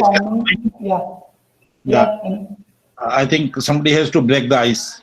There are many people who want to say but not speaking. So I have to say I have all praises for 2 sessions I attended. One by Chandana and another by Professor Papori Baruah. Both are very educative. Very nice. Thank you. Mesmerizing, and the last part was really something when you said visualize yourself, visualize in the future. I think that was best part of your session. Thank you. Thank you so much. My pleasure. Yeah. So I'm receiving only thank you. Thank you from the students. But I would have loved, because I have kept some time aside for any dealing with any doubts or questions. Regarding the one thing I would like to tell the participants, most of the students, many times we are taken away by the outward thing, but it is the inner self which matters most. Actually, 80% comes from the inner self, or more than 80. And many times we really do not try to understand or find out the needs of our spirit and soul. Because if we try to understand this through self-awareness, so really we will know why we exist and what we want to do. In fact, we have something called a subconscious mind, and the subconscious minds give answers to all our problems. And I'm very, I would like to share in this platform that many of the answers to my problems I have received through my subconscious mind in my sleep only. Or early morning when I get up, I see a picture of those. So if we can practice this, if we can really see our direction for achieving our objectives, and we are more, fit to set the right goals, and we also become more emotionally intelligent. I think we can conclude here. I thank the organizers and the participants for giving me this opportunity to share my mind with you. Yeah, thank you, ma'am, for your insightful deliberations. And the participants, I hope they will try to develop their hidden personality to accelerate success and happiness in their life. So thank you, ma'am. Thank you for your insightful talk. Okay. So, yeah, now I would like to invite Mr. Hemanta Lahkar. I think he's here. Yes. Yes. Yes. I would like to invite you, sir, for your talk. The topic of the talk is entrepreneur and entrepreneurship. And I would like to introduce Mr. Hemanta Lahkar in front of the participant. There's a food line business. He has a food line business. It's wheat milling, bakeries, restaurants, dairy, fruit ripening unit and agent with IOC laboratory. It's Assam Oil Division for microbiology and chemical taste with a solar dryer on rooftop. And he's a president, Sunitpur Bodybuilders Association. This is another feather on the cap. Like an ex-president, All Assam Tag of War Association, an ex-president, North Assam Chambers of Commerce and Industries, Tejpur, an ex-vice president, All Assam Roller Flow Mill Association, Guwahati, and vice chairman, Red Cross Society, Sunitpur district of Assam. Now I would like to request Mr. Hemanta Lahkar to deliver this lecture.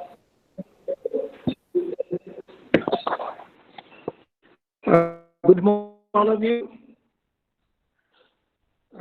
The dignitaries present here, and my dear student, budding student, dreaming for or to be entrepreneurs. I choose this topic because I live through this entrepreneurship life for last 41 years. I'm doing this and that, and I'm growing organically. It's not that in one way, in a big way I started. I started in a very small way, and now I'm with 350 employees with me as a group. So I'll be very happy if all the students dreaming to be entrepreneurs ask me questions, how I make myself an entrepreneur after I finish this brief talk. My lecture will be very brief, and basically I choose this topic as because I am an experienced entrepreneur, and I can, I think, answer your question more properly. And it is basically to motivate you people. The great economist Adam Smith has propounded the definition of an entrepreneur as someone doing economic activities in an innovative way to earn profit. Of course, over the years, this definition have lot of changes, and a lot of academic studies are going on. Particularly, the studies accelerated since 1970. Now, besides economy, more academics, sociologists, culturists, psychologists put their methodological studies of making of an entrepreneur. Dynamic world put entrepreneurship, a vast meaning into it. Even social entrepreneur, Nobel laureate is called social entrepreneur, like that. So several word or phrases wrapped around or inherent in entrepreneur. First, the word the profit, innovation, daring to take risk, small business. Then last but not the least, creative destruction, which come from another great economist, Karl Marx. Now, I surrender new sketches of impact-making entrepreneurs since ancient times to present time. I selected these names just because published data is easily available, as well as lot of people knows them all over. Of course, I can mention a lot many about, but for time constraint, etc., I just name only 7. Then next, I shall try to give my analysis. First, I talk about the 7. No? 7. The 7 are Thomas Alva Edison, Henry Ford, Fergus Cordian, Aminathan, Raya Murthy, Dhirubhai Ambani, Kassanbhai Patel. Now, one by one, I'll start talking about. I'll show you the picture of Thomas Edison. It's ancient times, as because 200 what he have done as an entrepreneur. The picture I'm coming out the picture.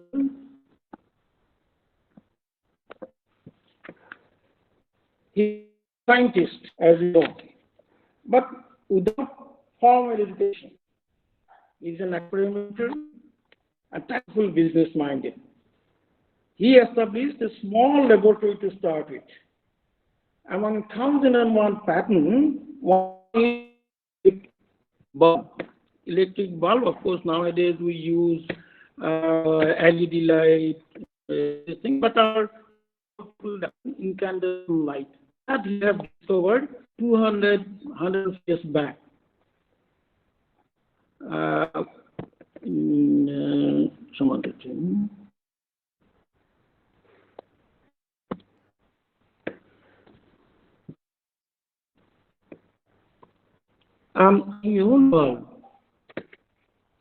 He discovered this one, and motive behind this is something to illuminate which is cheaper, hassle-free, as because during his time, was burning oil or gas, and these are very costly and dangerous. The incandescent bulb he discovered was much cheaper than burning oil and gas, as well as no hassles. Just switch, his light will come. So in 1879, he could sell this patent at US dollar 12,000.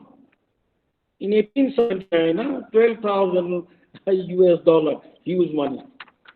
This huge sum of money, as well as he benefited society extremely. He was one of the richest owners of his time in America. Handful.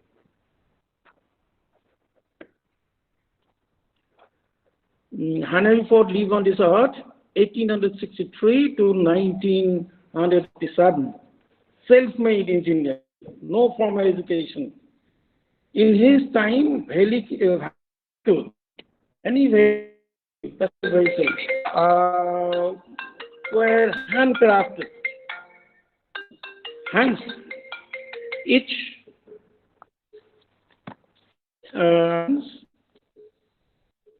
vehicle is art piece and common, and as we saw, it is an art piece. So very costly one. The first private passenger vehicle, Model T, was turned out from the first ever assembly line system of production in the year 1908. The inventor actually, for the first time, discovered how to manufacture mass production. The cheapest, as well as once it is mass production, vehicle is cheaper. The cheapest vehicle, he could sell 100 production units up to 1987. Once for all, concept of transportation by mankind totally changed. His sole motive was to make available a vehicle everybody can afford. He used to pay double the wage than a competitor automakers, so that the best workers are with him. His scale of operation was gigantic, never seen before during his time. Of course, nowadays production are much more higher, but during his time, it was a gigantic production. Next, I come down to Varghese Kurian, the White Revolution, man of White Revolution in India.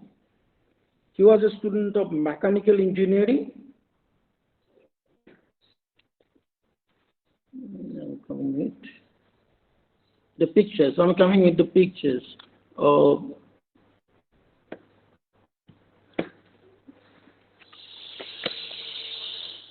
during 1970, India was importing country of milk.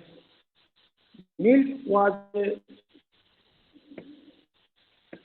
scarce item in India.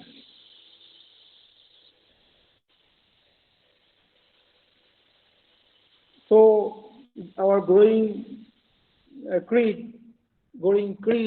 population doesn't have many children. His dream was to produce millions of liters under a government scheme called Operation Flood from 1970 to 1996. In 1998, it surpassed US in milk production. And in 1910, output of milk is 17% of all production. Now our country is exporting milk in the form of milk powder or some other products, milk products. The Korean model of innovation in milk from small houses, marginal farmer to rural India, and processing it and deliver it to masses in urban people. It started this thing in Anand, in Gujarat, and supplies milk to Bombay. So here,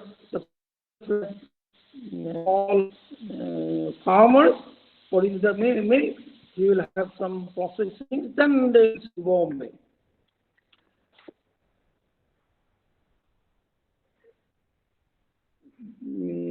No other line. Innovation is mass production through small people. Unlike Australia or European countries, where farms are bigger, single producer may use productions. MS Swaminathan, and of Green Revolution stalwart in India.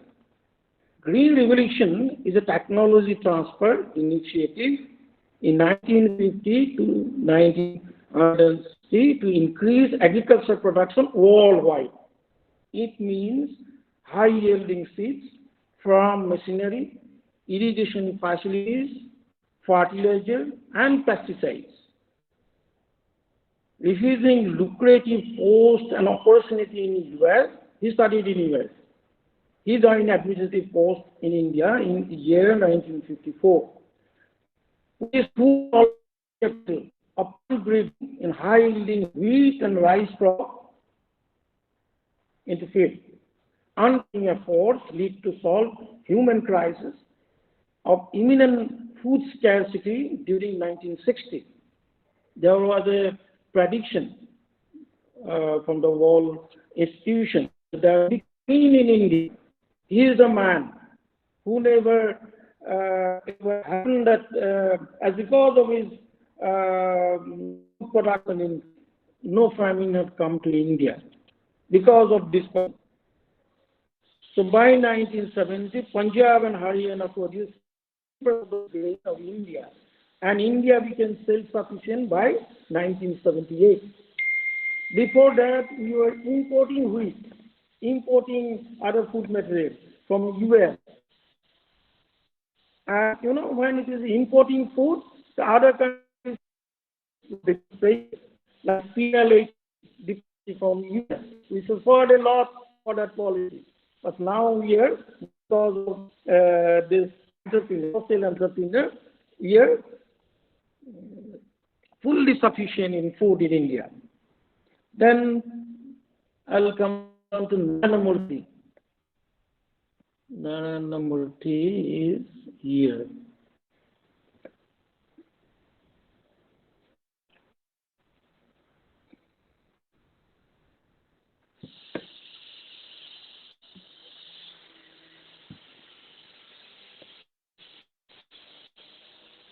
Software harbinger to India. This electrical engineer started a small enterprise with few other friends, a software developing it named Infosys. It was funded by his wife, Murthy, another engineer. It is 10,000 in 1981. Innovative food enterprise, stock option, which he could pass the history in it, became the world hub for development. Change instead of young Indian in big with computer software. Today, is employed approximately 250,000 in person. Dhirubhai Ambani. He lived on this earth 32 to 2002. My a small investor. Started his career at the age of 17 years, a desk clerk in accounts department of a private company, very small company in Suez. To India, started a synthetic yarn dealing shop with capital of rupees 500 in his debt. Being income middle class, fund and capital was the hard to become big. Drink and all other visionary initial management was the big innovation made by Dhirubhai Ambani. Crowdfunding from even marginal investors, including rickshaw pullers, played a role in his achievement. From a small yarn dealer to manufacture clothes, then to yarn, then to gigantic petrochemical, the fiber from where the yarn is made. polymer molecules from this petrochemicals unit. Finance industry became reliable everywhere in his lifetime. Kashan Bhai Patel, in masses, I coined this phrase to him. This principal life system made detergent powder in his kitchen and supplied to neighborhood and friends at ₹3 per packet. When companies was $15 per packet, and product is equally functional. In the year 1969, standing in his daughter Irma,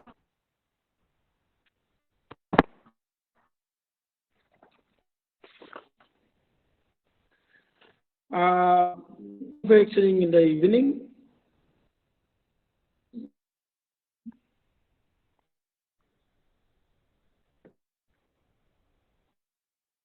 Some kind of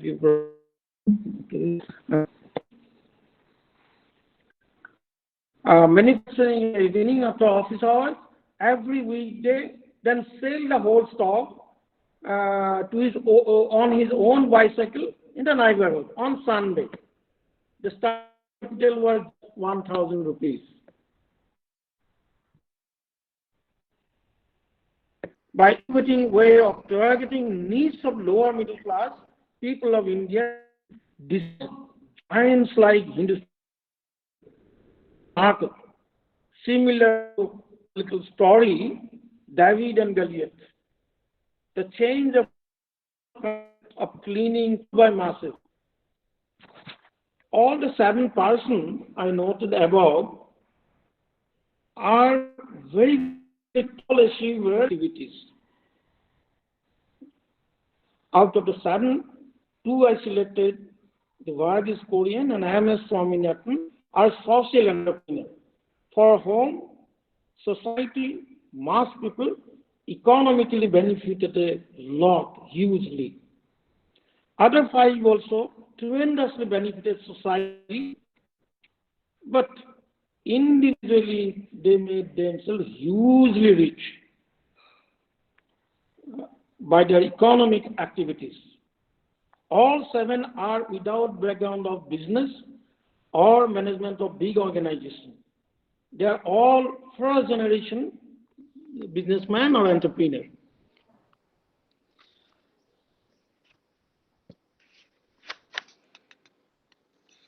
Those other 5 individual entrepreneurs are from economically lower rank family. All are very highly innovative. All are daring to take risk. All started very small, particularly Dhirubhai Ambani and Kashan Bhai Patel. Both social entrepreneurs, Varghese Korean and MS Swaminathan, are very highly educated. They educated abroad, in America, in England, something like that. Hence, anybody can throw his hat to the arena of entrepreneurship. College and university research institute charge for high achiever. These achievers are groomed and suitably awarded, suitably communicated to the society about their achievers. Likewise, country needs to develop economically. It is the priority sector or serious subject of any country. Hence, every country charges for and needs high achiever, that is, impact-making entrepreneurs. Every country competes to attract entrepreneurs and achievers. In India, every state gives a lot of stops in state policy to groom entrepreneurs, to attract entrepreneurs. The world over economic meltdown due to COVID-19 will precipitate a lot of change in the country-specific economic activity in the world. State-specific economic activity in India will also change. To impetus by Government of India for Atmanirbhar, vocal for local are to urge young persons like you to go for entrepreneurship profession. There are a number of government institutions like AIIDC in Assam. Similarly, central government organizations are also there, even the bank, NABARD, NATFI, these are banks. They also help a lot to any entrepreneur who come up with their dream project. One is to, have a first-hand knowledge to how to start, one is to visit nearest Udyog Sahayaka cell of district industries office or district office of MSME of Government of India. Every district headquarters of Assam, there is the office of MSME, that is Government of India's arm. I'm sure one will be able to extract all basic information for a startup. I'm tempted to request you to study the book, one book. It is authored by Prafulla Saikia, a retired officer from industry department. He have got a quite big knowledge how to start an industry. It is in Assamese. It is written in Assamese. Kiba ta koribo pora hole. It is available in most of the bookshops locally. Price is just 200 rupees. This book will give you a lot of valued guidance to start an enterprise. Now, my calculation is whatever knowledge you have, whatever knowledge you have, just apply your mind to do something that society needs. Start first with the local needs in a very small way. I also urge budding young person over here to choose your career as an entrepreneur. You will enjoy the thrill and joy when your model of entrepreneurship functions. Further, if you do not want to take risks, transfer your technical model or ideas to an entrepreneur so that society encash and reap the benefit. In my conclusion, I concluded my topic. I'll offer my thanks to each respectful person attending here, listen to me, and offer my gratitude to organizer TESPO University, particularly Professor Dhanapati Deka, and to offer me the chance to address you. It is a big honor to me, and thanks, namaskar. I'll be very happy if it is something interactive. I'm not an academician to talk very nicely. I do not know how I have communicated to you. So if you ask some questions, I'll be very happy. And in the practical, as because I'm a practical man, I can offer you for your any guidance or something like that. And I will invite questions from all the students or anybody. Thank you so much. Namaskar. Over to Dr. Jury. Thank you, Lahkar sir. Thank you, Lahkar Thank sir. you. Yeah. Very nice talk you have delivered. Okay. And participants, if you have any questions, you can ask from him. And as he said, he's a practical man. Practical is doing his. And if you are a budding entrepreneur, then you can ask tips or suggestions, advice from him. Yes, ma'am. Hello. Yes. Hello, sir. Yes. Yes, I'm Pranab Gogoi. So, sir, I have a question that what would you suggest a aspiring entrepreneur, like how to start? You have said like you should visit some central government or websites, district industries office. You again say? Pardon, Yes, sir. pardon. I couldn't hear you listening properly. Yes, tell me. Yes, sir. So you have said that for aspiring entrepreneurs, you know, how to get a topic or anything like that. You said visit district industries office and something like that. Can you elaborate on that, sir? How to, you know, start? Yes, first I said government needs entrepreneur. If there is entrepreneur, then only economic activities are there. In the definition I told you. So for that, government, there is a department called Department. It's a commissioner of industries department. In every district, there is district industry center. Say Tezpur, this is near the district commissioner office. There is an office where say.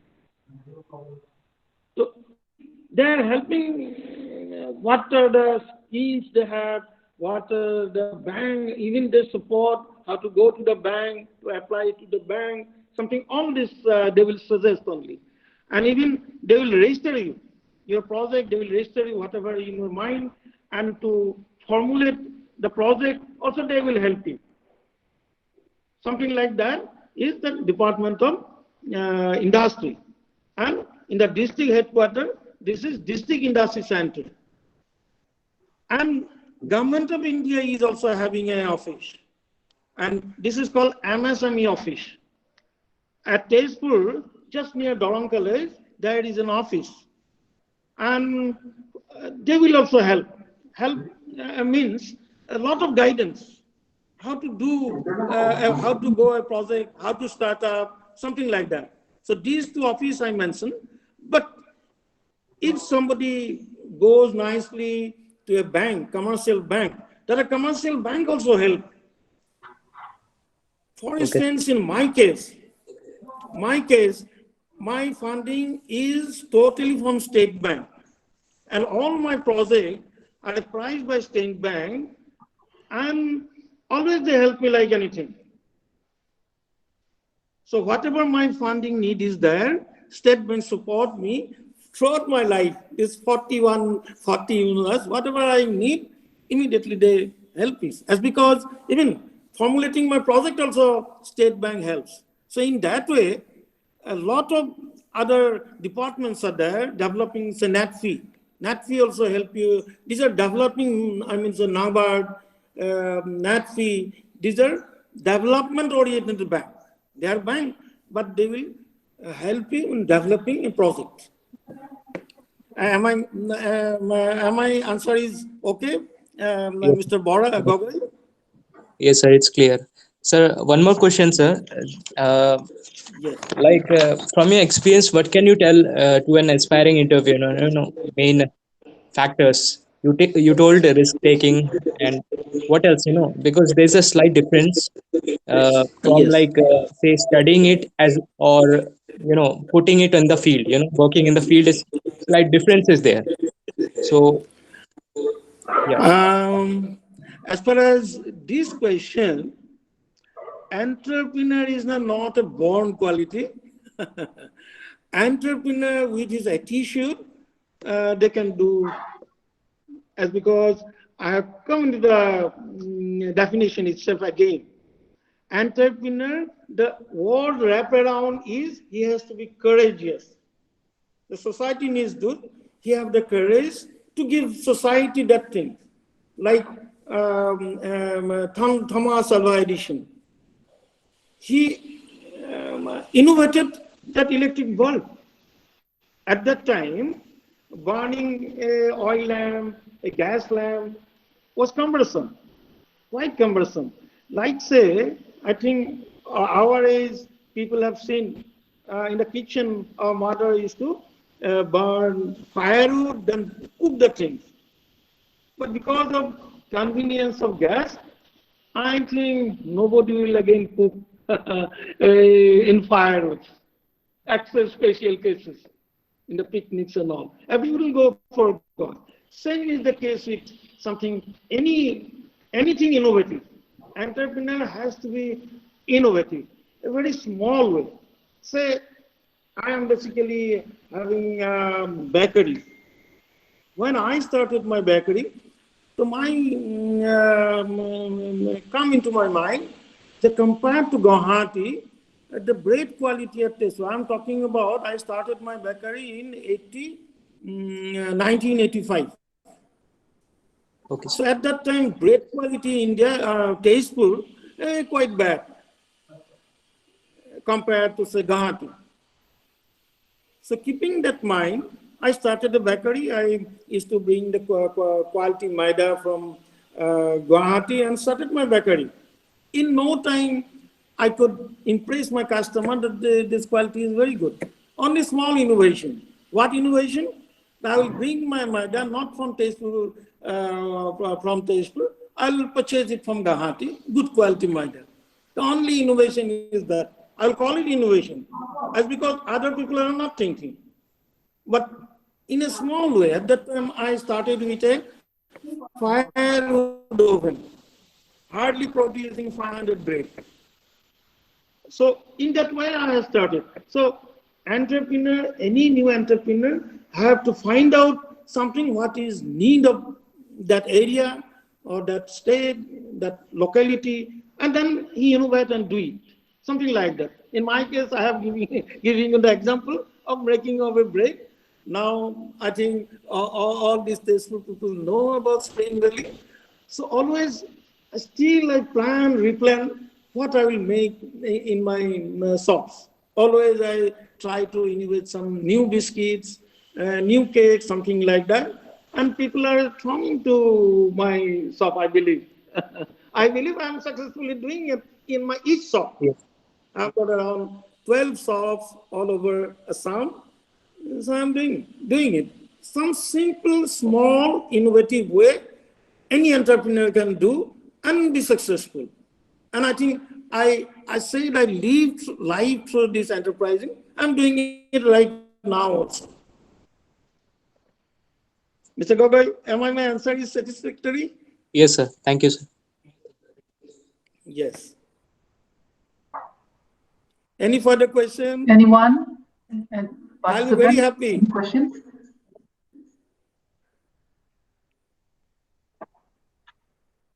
Sir, can you tell us what is your experience in this pandemic time, entrepreneurship and...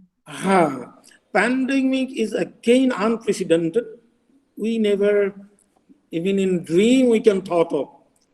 Though we have seen, I mean to say, films on pandemic long before. And again, I can tell that artists can give you what will happen in future. So in that way, our film artists have shown it in 1911, and that pandemic may come. But we never thought of like this. Even no expert could think of how unprecedented, particularly, I would again say, health-wise, though it is a problem, it's not that big problem. Much more people have died head for a problem like smallpox and all these things. Still, economically, it's a massacre all over the world. So during pandemic,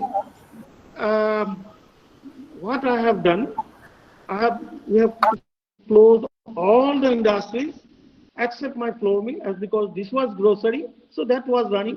Then what I have done, I have talked to administration, and I started in the front of my shops in Guwahati, Tezpur, Bishwanath Sohali, offering tea free to police officials, the medical officials. In that way, I kept my few staff operational, something like that, so that I'm doing something.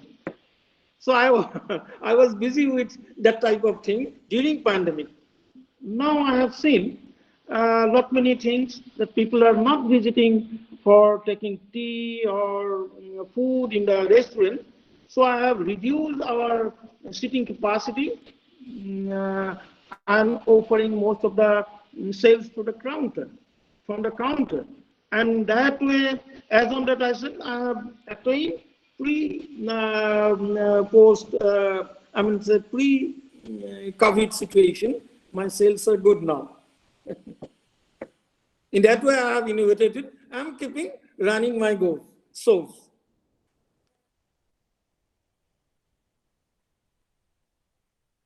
participants, any questions?